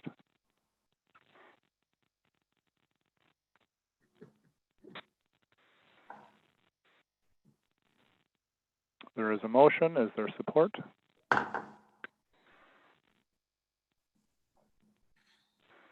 Hearing or seeing none, motion dies. Any other motions? Commissioner Smolson.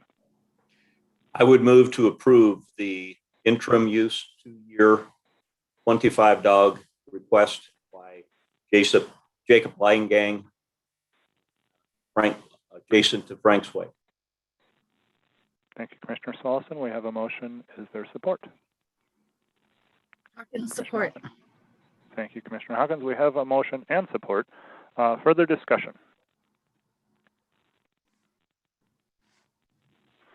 One of my concerns is around the setbacks, and particularly with residences.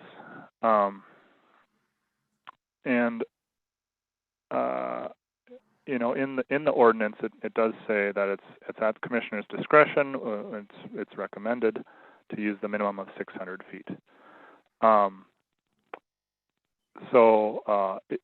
If it was the case that this request was coming forward and had no concerns from neighboring residences, I would feel that 600 foot minimum would be very, very suitable, considering the significant concerns I feel from neighbors and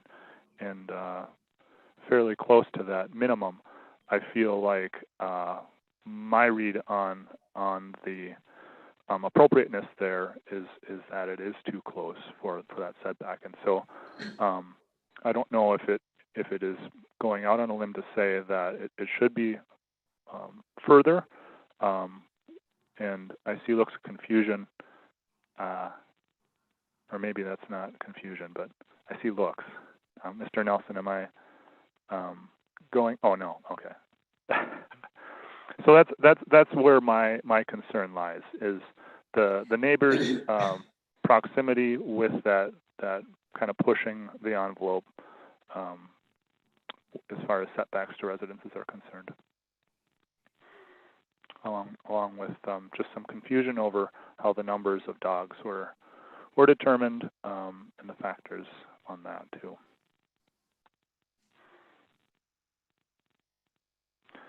Do also want to note that I am very supportive I want to be very supportive of the support, and I really want to see it succeed. I just have concerns about appropriateness in space, geology, and geography. Any other further discussion? Commissioner Sullivan? I would share, I also have concerns about the drawing that was turned in and distances to all of the nearby neighbors. I also look at the topography and the hydrology of the area, and those are of great concern to me.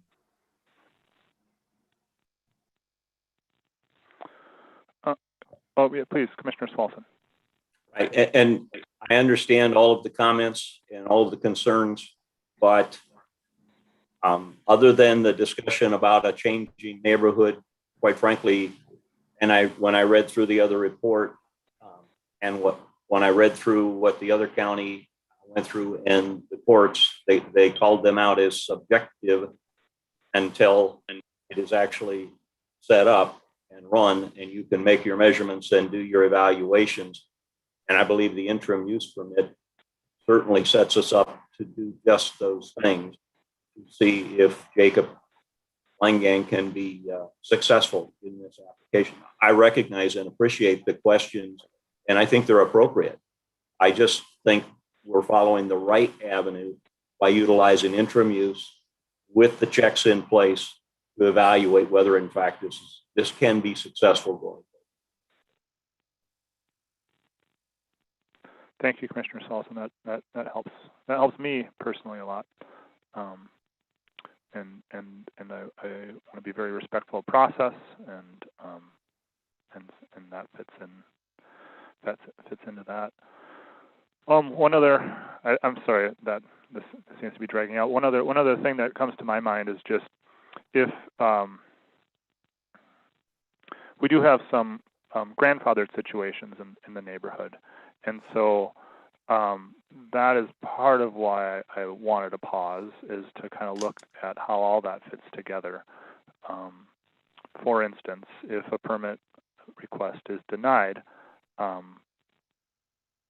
just say a grandfathered kennel could not be used instead, or something with that. And that was actually suggested by a community member, just as a request, instead of doing this permit, to look at that option. And it's not necessarily a bad thing. I just it could present some challenges as far as management of the operation, being not on site and that sort of thing. But there's just a lot of factors swimming around in my head, and that is why I wanted more of a pause. But Commissioner Storley, you're unmuted. Did you have a comment, or am I? No. Okay, well, we'll bring it to a vote unless there's any other questions or comments. And I want to thank Commissioner Swalson for pointing out the process and how things are set up, and the burden being on the applicant, and if that can be proven. So let's see, Commissioner Swalson. Aye. Commissioner Hawkins. Aye. Commissioner Sullivan. Aye. Commissioner Storley. Nay. And Commissioner Mills is nay. Motion passes 3-2 vote.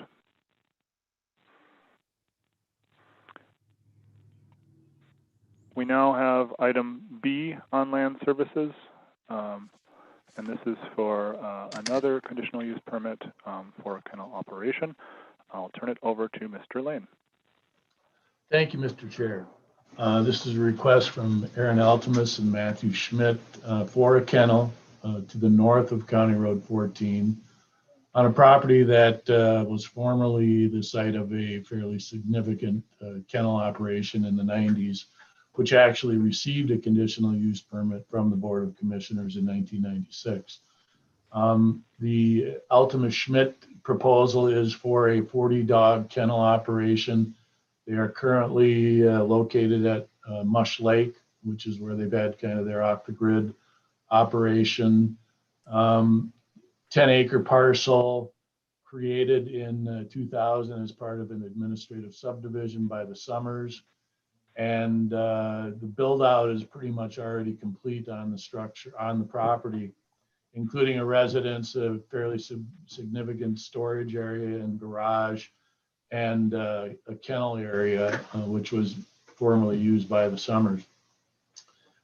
This is kind of a night and day situation compared to the previous request, given that there is a significantly greater amount of land area available. And accordingly, that was a very significant component of the Planning Commission's discussion. The lines that seemed to be drawn by the Planning Commission, and there was a significant amount of approval, favorable opinions about the Altima Schmidt proposal. Of course, we did receive some concerns, which are understandable, regarding noise, regarding impacts to the hydrology. One of the notable differences with the Line Gang and the Altima Schmidt request is that there's pretty significant topography on the parcel, and the residents in the kennel area are at the top of I think it's about a 20% slope, which leads up to their residence. And so that has a tendency to either amplify or negate some of the sound issues that are there, especially given it's a maple forest and that sort of thing. So overall, the Planning Commission had a fairly substantial discussion. They ended up approving the request for a conditional use permit without the interim use permit component, based on their belief that this was a little less invasive as far as property ownership and that sort of thing. And that had previously been demonstrated to support a kennel operation on the property. The vote was 4-1 in favor of the Altima Schmidt request, and that was subsequently forwarded to the Board of Commissioners with a recommendation for your approval. Thank you, Mr. Lane. Do we have any questions for Mr. Lane?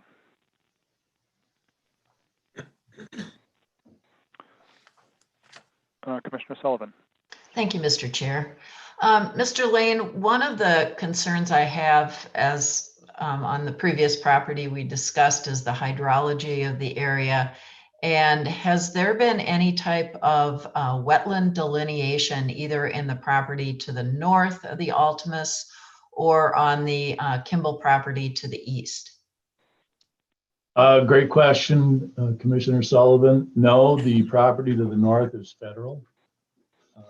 There is a pretty substantial wetland complex. It abuts into state land as well.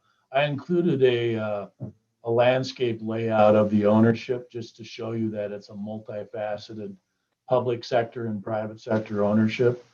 To the east, that was another parcel that was created by the Summers as part of a subdivision process.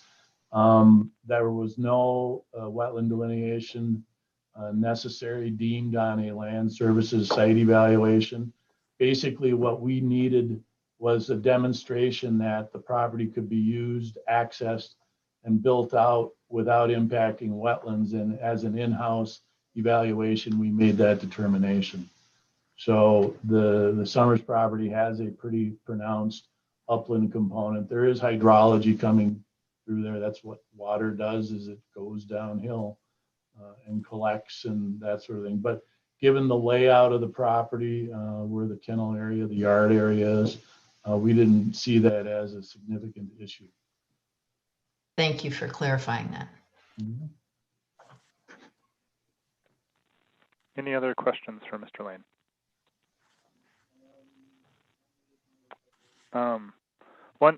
One interesting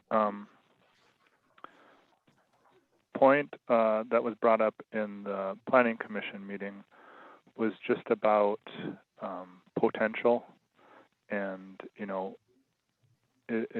believe it's the case that we need to look at the application and the permit for current conditions and as is. But the interesting point I thought was just about the potential of building a residence on the parcel to the immediate east of the applicant. And that was an area when we're talking about subdivisions that I felt should maybe be better addressed in the ordinance, and perhaps I'm wrong there.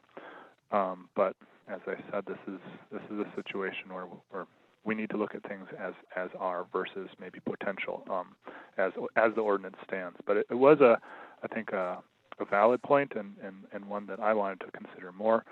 But I already had my motions die, so we'll let them lie. And I guess that wasn't a question, just an observation. All right, Commissioner Sullivan. I would just share that with you. I feel like if at a point in the future we're looking at revising this ordinance or studying this ordinance, that we do want to look at the potential of building on adjacent lots and take a much deeper dive into the smaller property sizes that we are seeing throughout Cook County.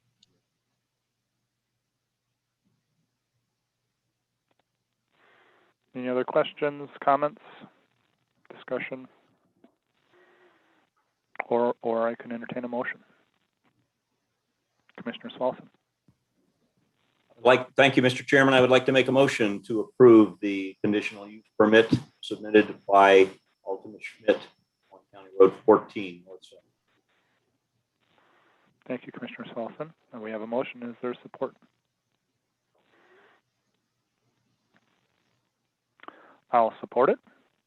Oh. It's okay. Go ahead. Any further discussion?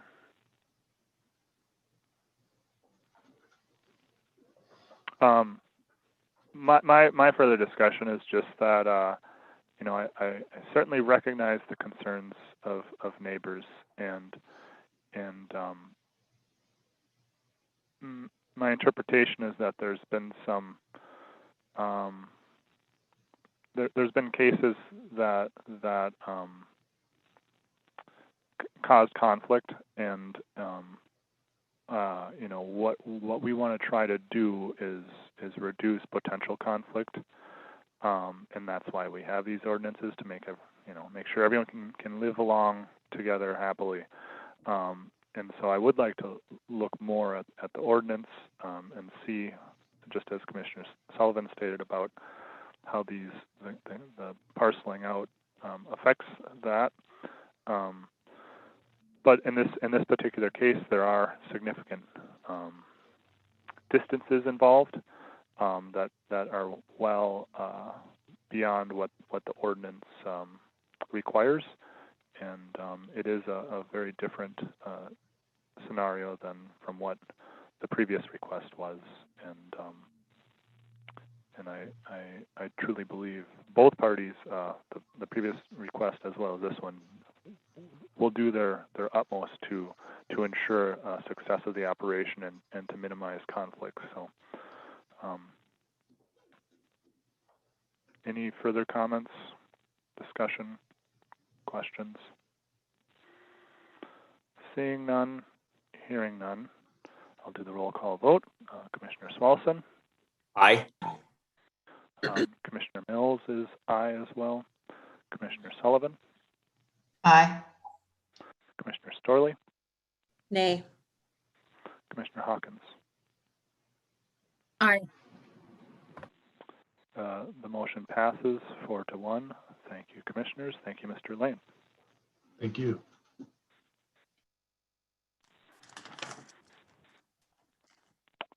That moves us on to item 7 in the agenda, Human Resources. And we have Human Resources Director Pamela Dixon. Good morning. Good morning, Mr. Chair. Good morning, commissioners, colleagues, and community members. I am here on behalf of County Attorney Hicken for this first item. The County Attorney's Office will experience a transition in the Assistant County Attorney position due to the resignation of Brittany Cubes effective June 25th, 2021. Jean Monson will be replacing Brittany Cubes, and she will begin on June 28th, 2021. June 28th and 29th, 2021 are days in which court is in session in Cook County. Many cases will be heard on those 2 days that Ms. Monson did not have the opportunity to review or prepare for court. So County Attorney Hicken would like to ask your approval to have Special Assistant Cook County Attorney Brittany Cubes step in and act as that Special Assistant Attorney for the 2-day period on June 28th and 29th to handle the scheduled hearings while simultaneously introducing Ms. Monson to the current caseload and orienting her to the current office system and technology. Cook County Attorney Hicken would like services of this contractor to provide prosecution services and training to the new Assistant County Attorney.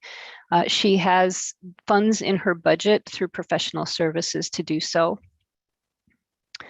The compensation for the contractor would be $57.54 per hour at a maximum of $1,000. And you should all have had an opportunity, hopefully, to review that contract. She's asking, County Attorney Hicken had asked that you review, discuss, and hopefully approve. Thank you, Ms. Dixon. Do we have any questions about this item for Ms. Dixon?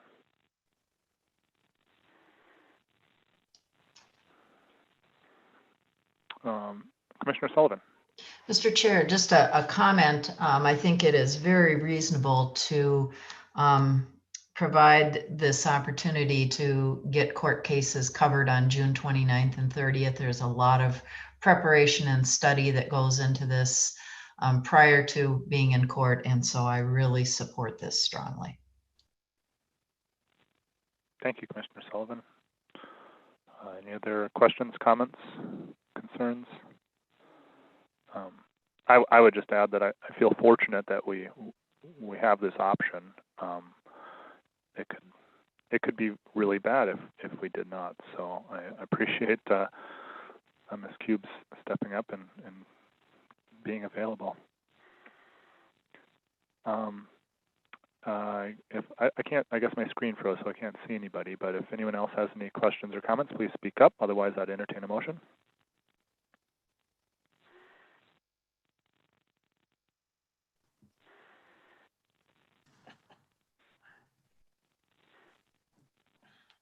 Mr. We Chair, started again. motion. Yes, Commissioner Curley. Motion to approve the attorney services contract with Ms. Cubes. Thank you, Commissioner Starley. Do we have support? Sullivan supports. Thank you, Commissioner Sullivan. We have a motion and support. Any further discussion? Hearing none and seeing none, I'll do a roll call vote. Commissioner Starley? Aye. Commissioner Sullivan? Aye. Commissioner Swalson? Aye. Commissioner Hawkins? Aye. Commissioner Mills is aye as well. We have unanimous approval. Thank you very much, Board, and thank you very much, Ms. Dixon. We do have another item, item B. I do. I neglected to add this to the consent agenda, and so April kindly edited under my section. I'd like approval for the voluntary transfer by Cooper Turnus to PHHS Children's Mental Health and Therapeutic Support Services professional. This position was created to replace Matthew Baxley based on his resignation. Cooper will be transferring into the role at the same grade and pay rate. So it's an equal transfer.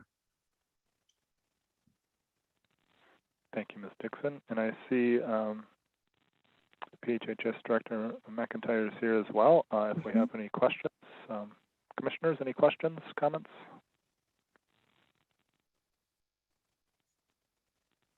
I would just, again, make note, appreciate Mr. Turnus being willing to make this voluntary move really helps out the organization and speaks volumes to the team mentality in the Public Health and Human Services Department. So thank you.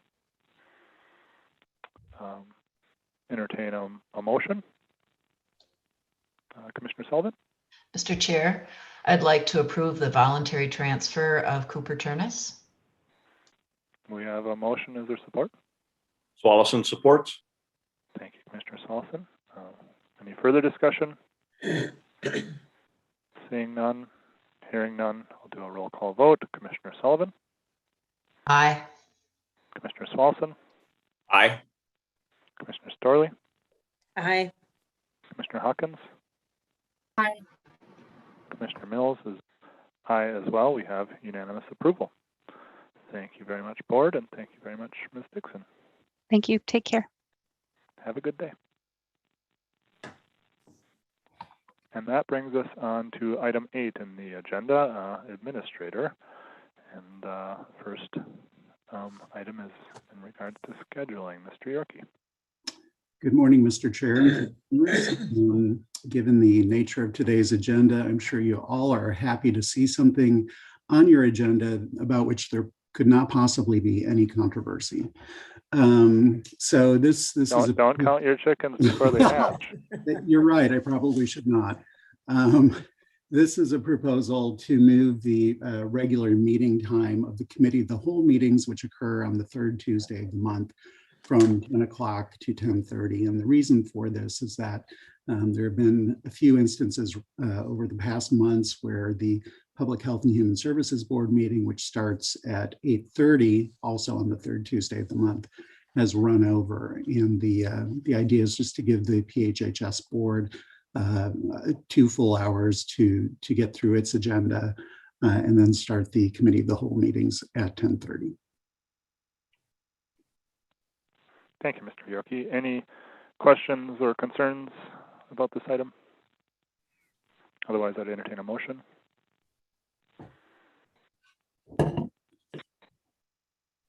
I would like to make the motion. First, I would like to thank Administrator Yorkie for making this available for us to change, because yes, our public health meetings have important things for us to discuss and learn. So I appreciate you making the suggestion. And I will make the motion to change our meeting schedule for the Committee of the Whole to 10:30 a.m. on the third Tuesdays. Thank you, Commissioner Hawkins. We have a motion. Is there support? Sullivan supports gladly. Thank you, Commissioner Sullivan. Yep. Have a motion and support. Any further discussion? Oh, Commissioner Swalson. I will just make the comment that in my past, I have had meetings like this that we've expanded the time, and somehow the content just kind of grew to fill the time. So we will still need to be careful with the content and the discussion to try to keep it within there. But I just thought I'd share that with you. That's Commissioner Swalson, meetings do seem to have that tendency. I've noticed that too. Yeah, there's always that balance of healthy discussion and maybe unnecessary discussion, and I probably lean more on the second there with the unnecessary side of things, but I that's just my nature. Any other thoughts? The content and the discussion to try to keep it. Oh, there we go. I'll do a roll call vote then. Commissioner Hawkins. Aye. Commissioner Sullivan. Aye. Commissioner Swalson. Aye. Commissioner Storley. Aye.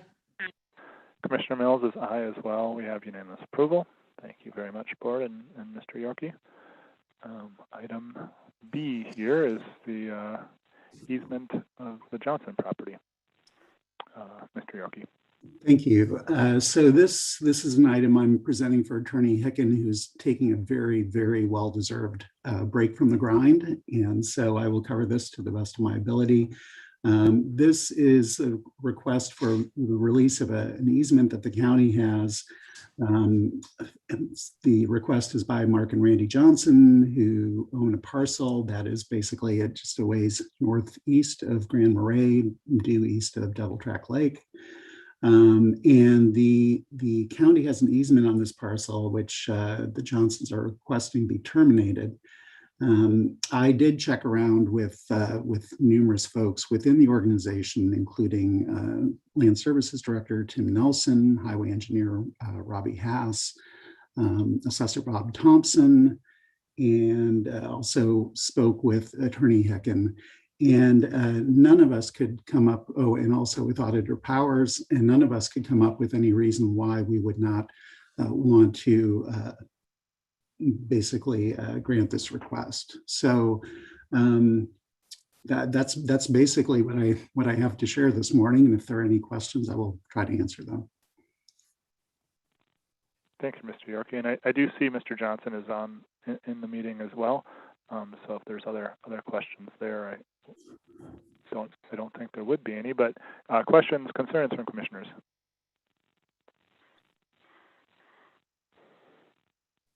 Commissioner Hawkins.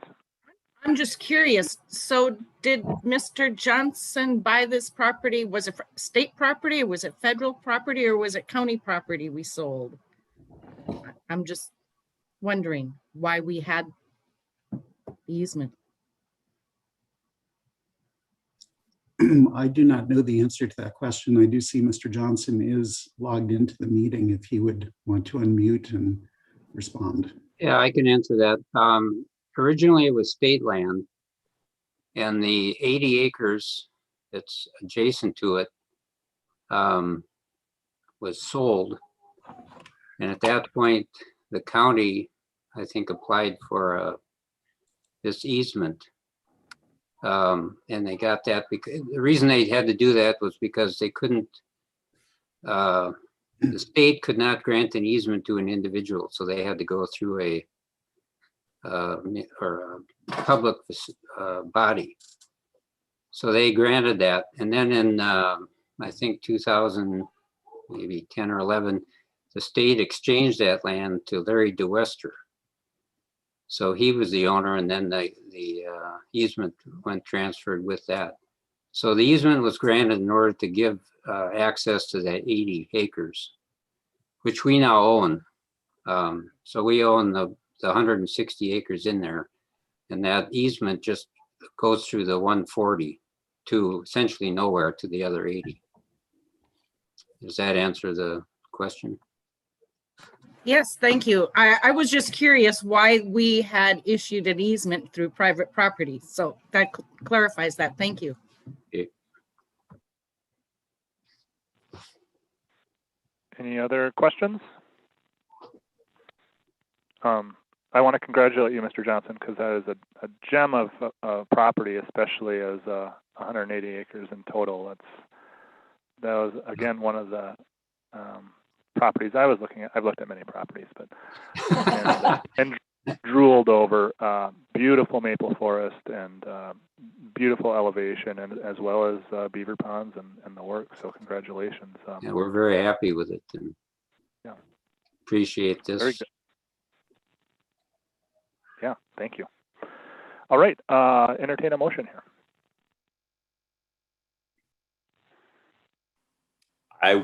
Mr. Chairman, I will make the motion to approve the removal of the easement on the Johnson property. Thank you, Commissioner Solison. We have a motion. Is there support? Commissioner Sullivan supports. Thank you, Commissioner Sullivan. We have a motion and support. Any further discussion?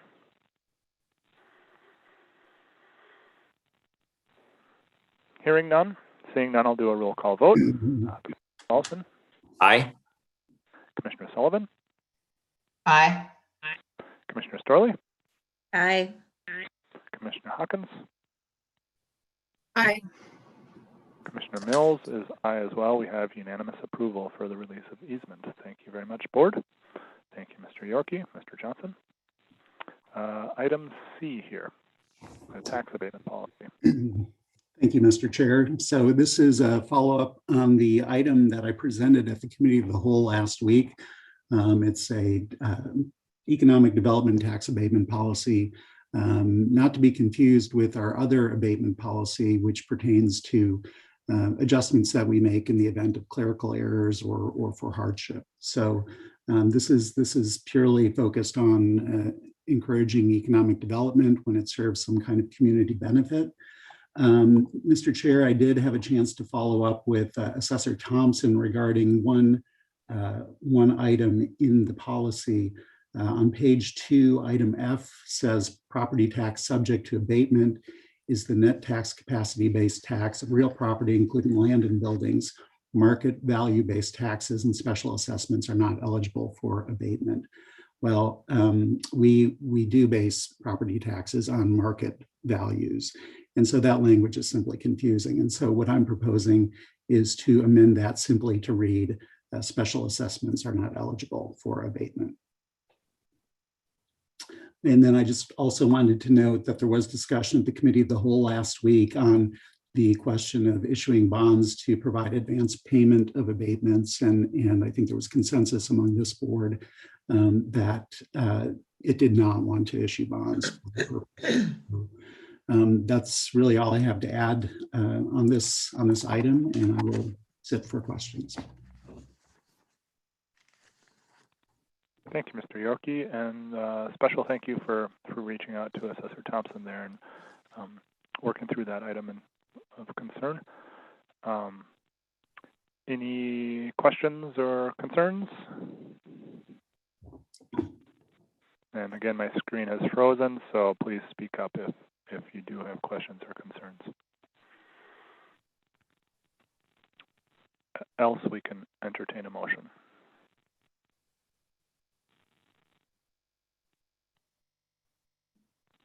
I'll make the motion to approve the tax abatement policy with the language change of Mr. Yorkie's. Thank you, Commissioner Hawkins. We have a motion. Is there support? Starley, support. Thank you, Commissioner Starley. We have a motion and support. Any further discussion? Hearing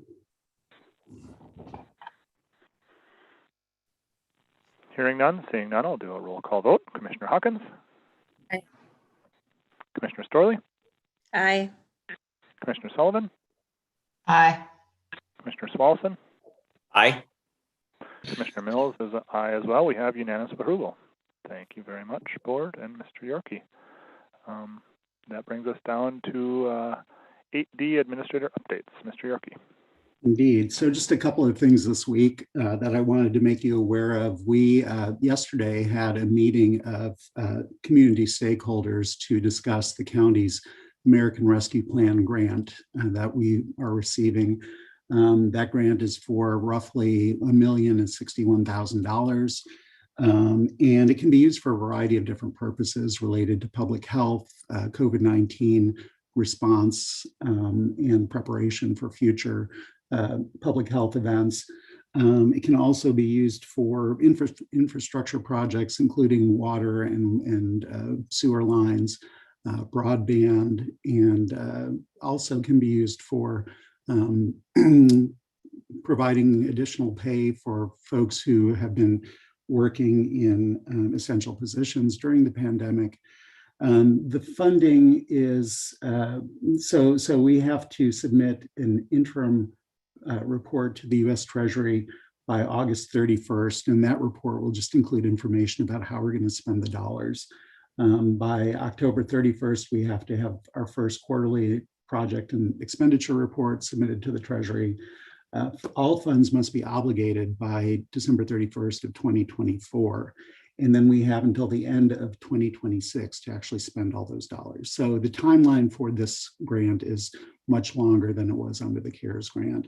And that gives us the opportunity to really be thoughtful about how we're spending these dollars. And that's why we're undertaking this community engagement process to get input from our partners in the community on the best way to spend the dollars.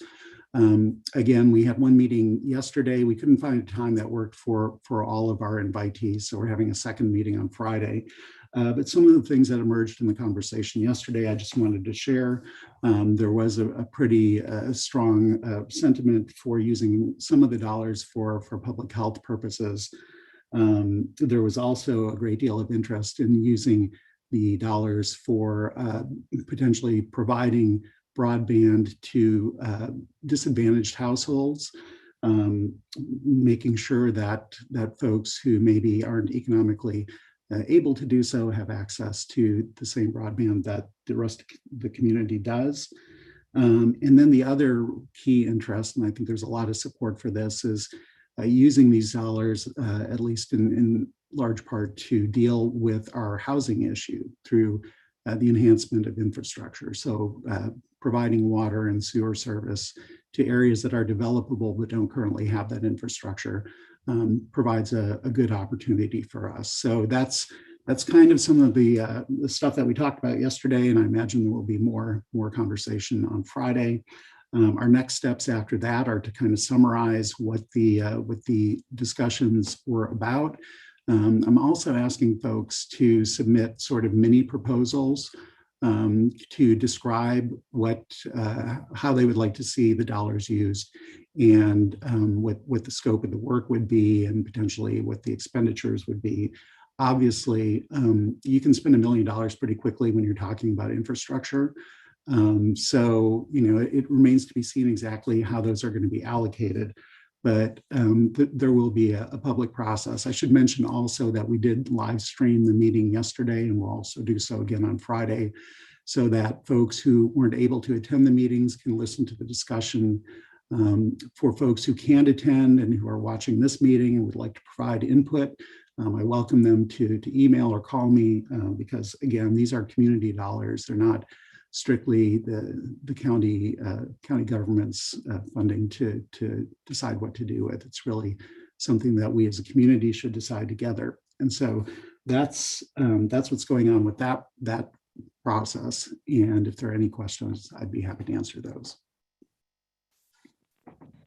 Thank you, Mr. Yorkie. Any questions from commissioners, comments, concerns?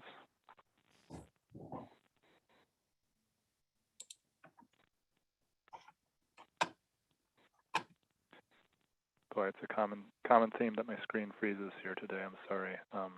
If anyone has anything, please speak up. We're unfrozen. Okay, I can see everyone. I don't think I have any questions there. Thank you for having that process.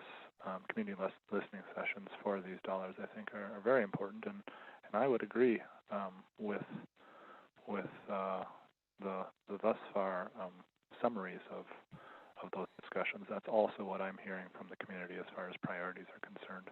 Mm-hmm. I probably hear housing more than the others, but I think people are still,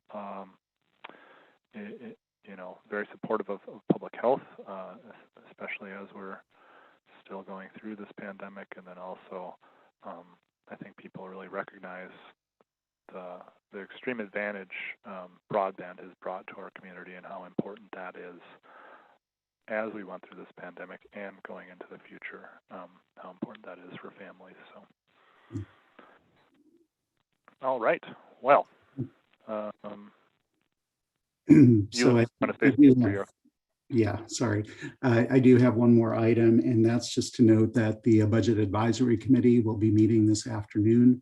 That's the first meeting of the current budget planning cycle. Items on the agenda will include a review of the budget calendar for this year. We're going to be talking about inflation and potential impacts on collective bargaining agreements. I think we all know that inflation rates have crept up. I think the last forecast I saw from Morningstar indicated that they were expecting a roughly 3% increase in the CPI for 2021. And that will obviously have implications for our budget planning. Other issues that are on the agenda include Ty Blatnick, which that's not going to be resolved anytime soon, but it's something that I think we need to keep in the front of our minds as we have these conversations about planning for the next couple of years. And then there's also the issue of state budget impacts. There's some new tax cuts that are anticipated. And so how that will impact county budget planning isn't not entirely clear yet, but we do want to have some discussion about that and pay attention to it as we move forward. And then the last thing, I have been trying to convene an advisory committee for capital planning and have had very limited success with that. I think we're kind of tapping out the resources that we have in the community in terms of volunteers who are able to assist with those kinds of things. So I'm going to be proposing that we conscript the Budget Advisory Committee to also serve as our Capital Improvement Planning Committee, or provide some oversight in that area. So that, and I'll be very interested to hear how they react to that. I'm not entirely sure how that will impact the time commitment that they've made to that process. It will certainly add something to it. But I feel like we do need that kind of feedback from a committee, because as we know, the last time we went through this kind of process, it became very contentious, and there are lots of diverging viewpoints on how we should be spending dollars to construct and maintain county facilities. And so I really want this to be a very engaging process for our residents. So that's what we're going to be talking about later this afternoon. And that is what I have for my report this week. Thank you, Mr. Yorkie. Yeah, that was a question I had: is how does the budget committee feel about this? But we will see. But it does seem like probably the most appropriate that's really what it comes down to, both what physically what we need, but then just dollars and cents. How does that work out? So I think that's, and they'll have better perspective there. So I think that was a good choice. Hopefully they agree. Commissioner Smallson. Yeah, I guess I would encourage you, if you could chat with or look at other counties and see if they have any tools or anything that they've put together that helps with a prioritization process for things like this on buildings. I don't know if it exists, but it's something that I would, if somebody has done some work on this and come up with a tool, it'd be a great starting point, to at least get going.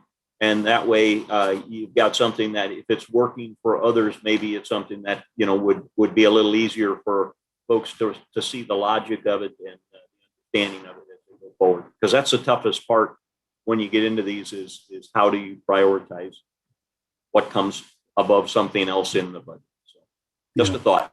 I think that's a great suggestion, Commissioner Saulson. Thank you.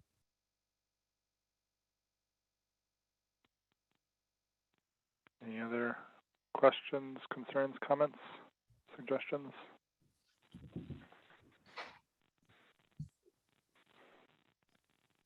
Hearing none, seeing none, we'll move on to item 9, employee concerns / commissioner concerns. And the first one is A, commissioner reports / meeting updates. Any reports commissioner would like to give? Commissioner Sullivan? Thank you, Mr. Chair. I just kind of have been thinking lately about a couple of the meetings I've attended. The Council on Aging, they're updating their bylaws, all their policies. The Airport Commission is updating contracts. And I just hope we as a county can start to update ordinances that we have, thinking of the kennel ordinance today, that we can start to get on a rotation so we're regularly reviewing things that we have in place and making sure that we're meeting the needs of our community now and into the future. Yeah, thank you, Commissioner Sullivan. Commissioner Swanson. Just wanted to make people aware that I have engaged with the Arrowhead Regional Corrections on their finance subcommittee. We will be having our first meeting this next Monday down in Duluth to set the budget for Arrowhead Regional Corrections, which of course each of the counties associated with that that will affect our budget, and I'll keep folks informed as we move forward. Thank you, Commissioner Swanson. Commissioner Hawkins. Yes, I also wanted to report that I had a conversation with Phil Greer from Arrowhead Regional Corrections. He's the court and field operations person there. And because of the resignation of Jean Munson as probation officer, we are going to be short-staffed in our probation department, which is a concern because this is not a good time to try to fill that position. They are going to do their best to fill it. Right now, it kind of sounds like maybe somebody could be in a supervisor position, come up and help Keenan in that office.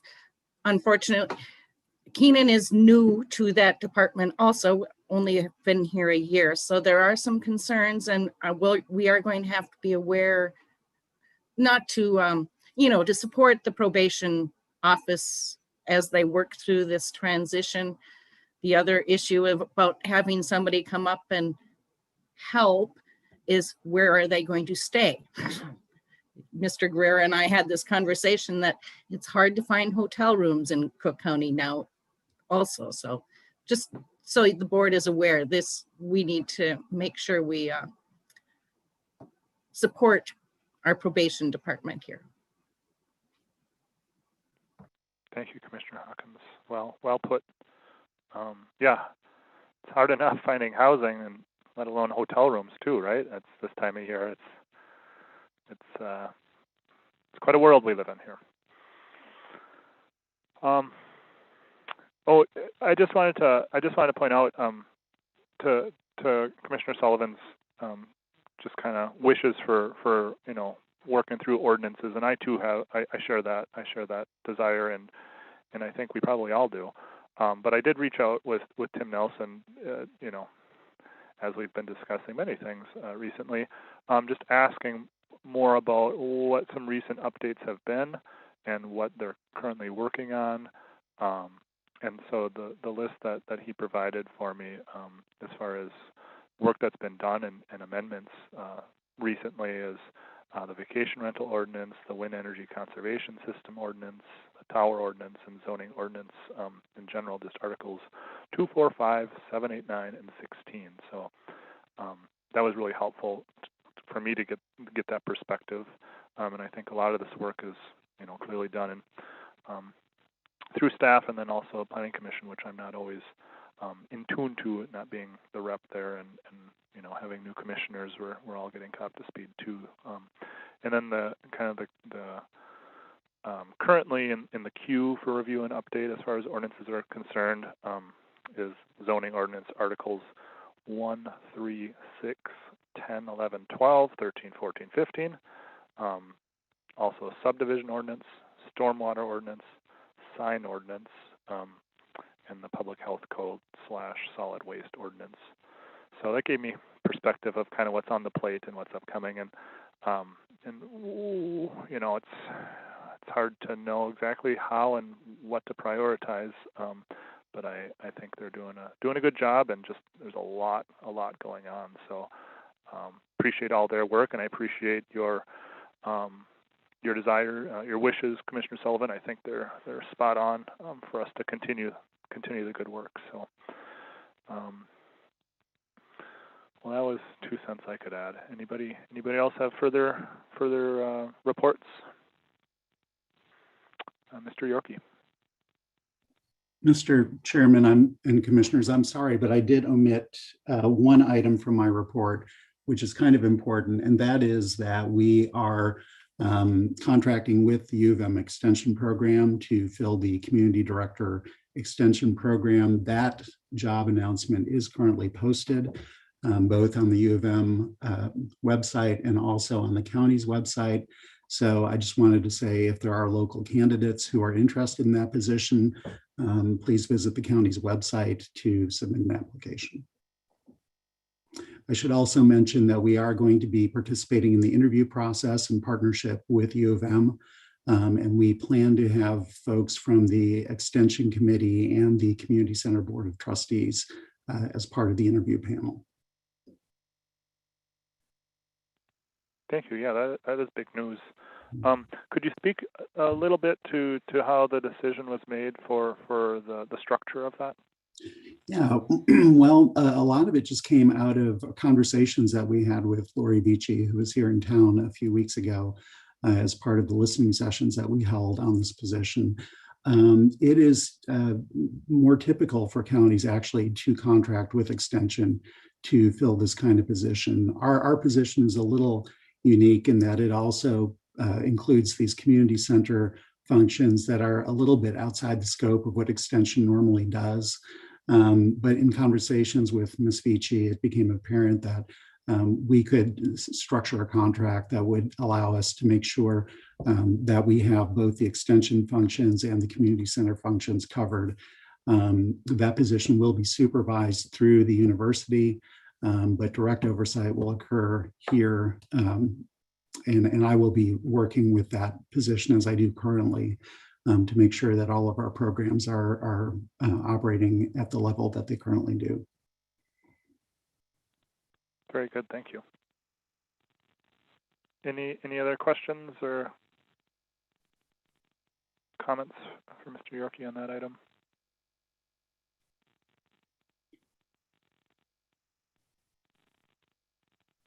Otherwise, I'm toggling back. Here we go. Well, that moves us on to item 9B, meetings to note.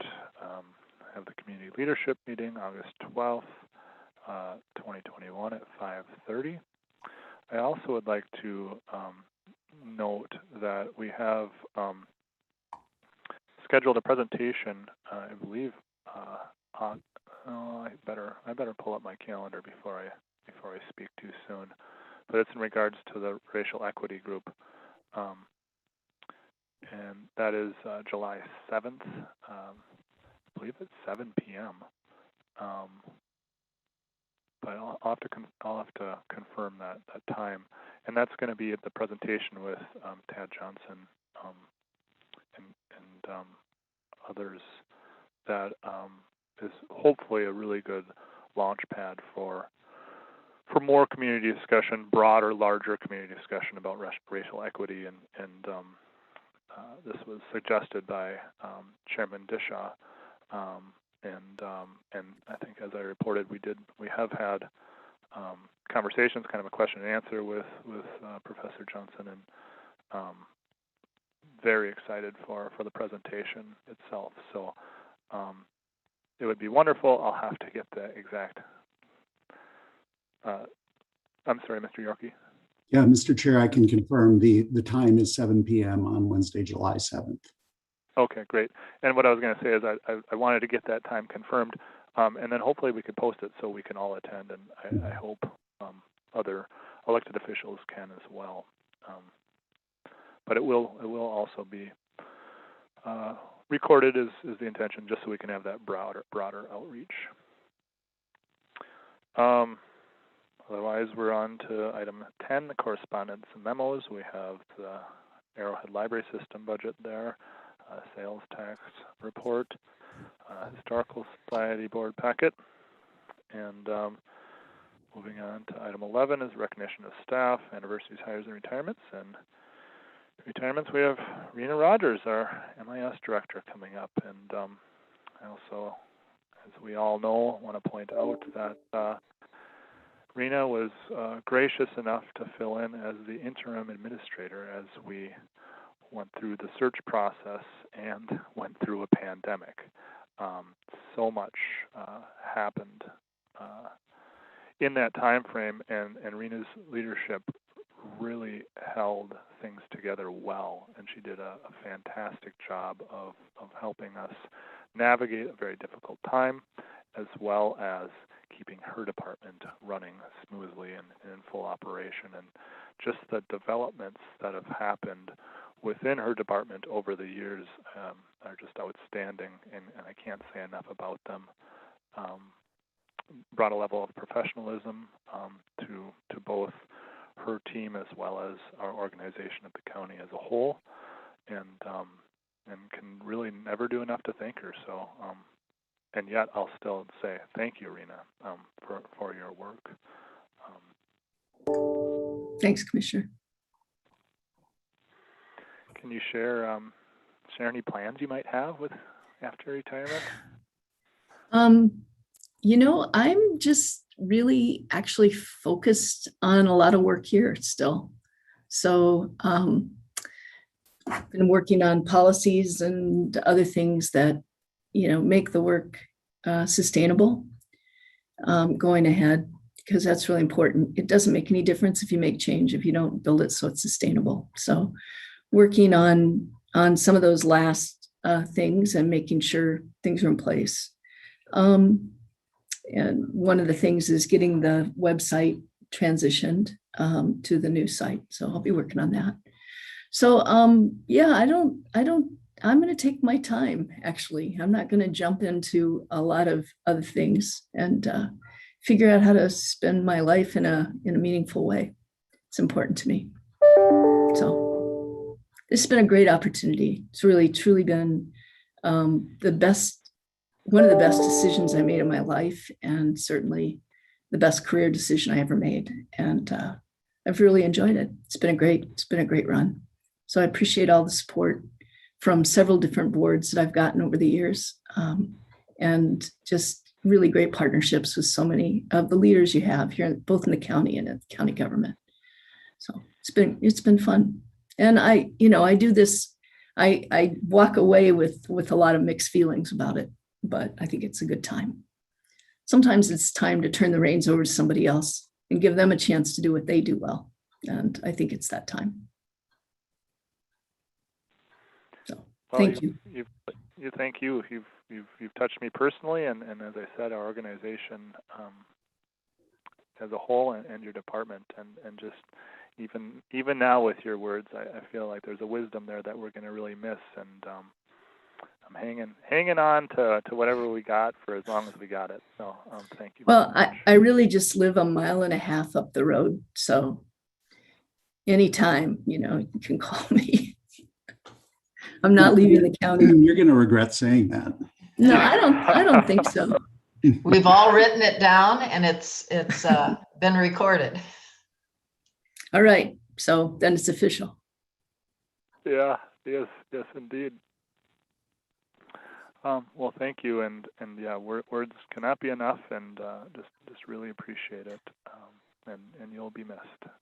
Thanks so much. much. You won't be too far away, but still, you will be missed.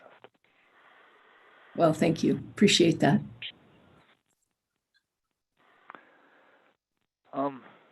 And we also have the hire, as noted in the agenda, of Jeannie Monson to the Assistant County Attorney position. So congratulations, Jeannie. I'm very excited for the shift over, and appreciate you stepping up there. Looking forward to continued good work that you do. And that brings us on to the last item on our agenda, unless any other board member has something they would like to add, and that's adjournment.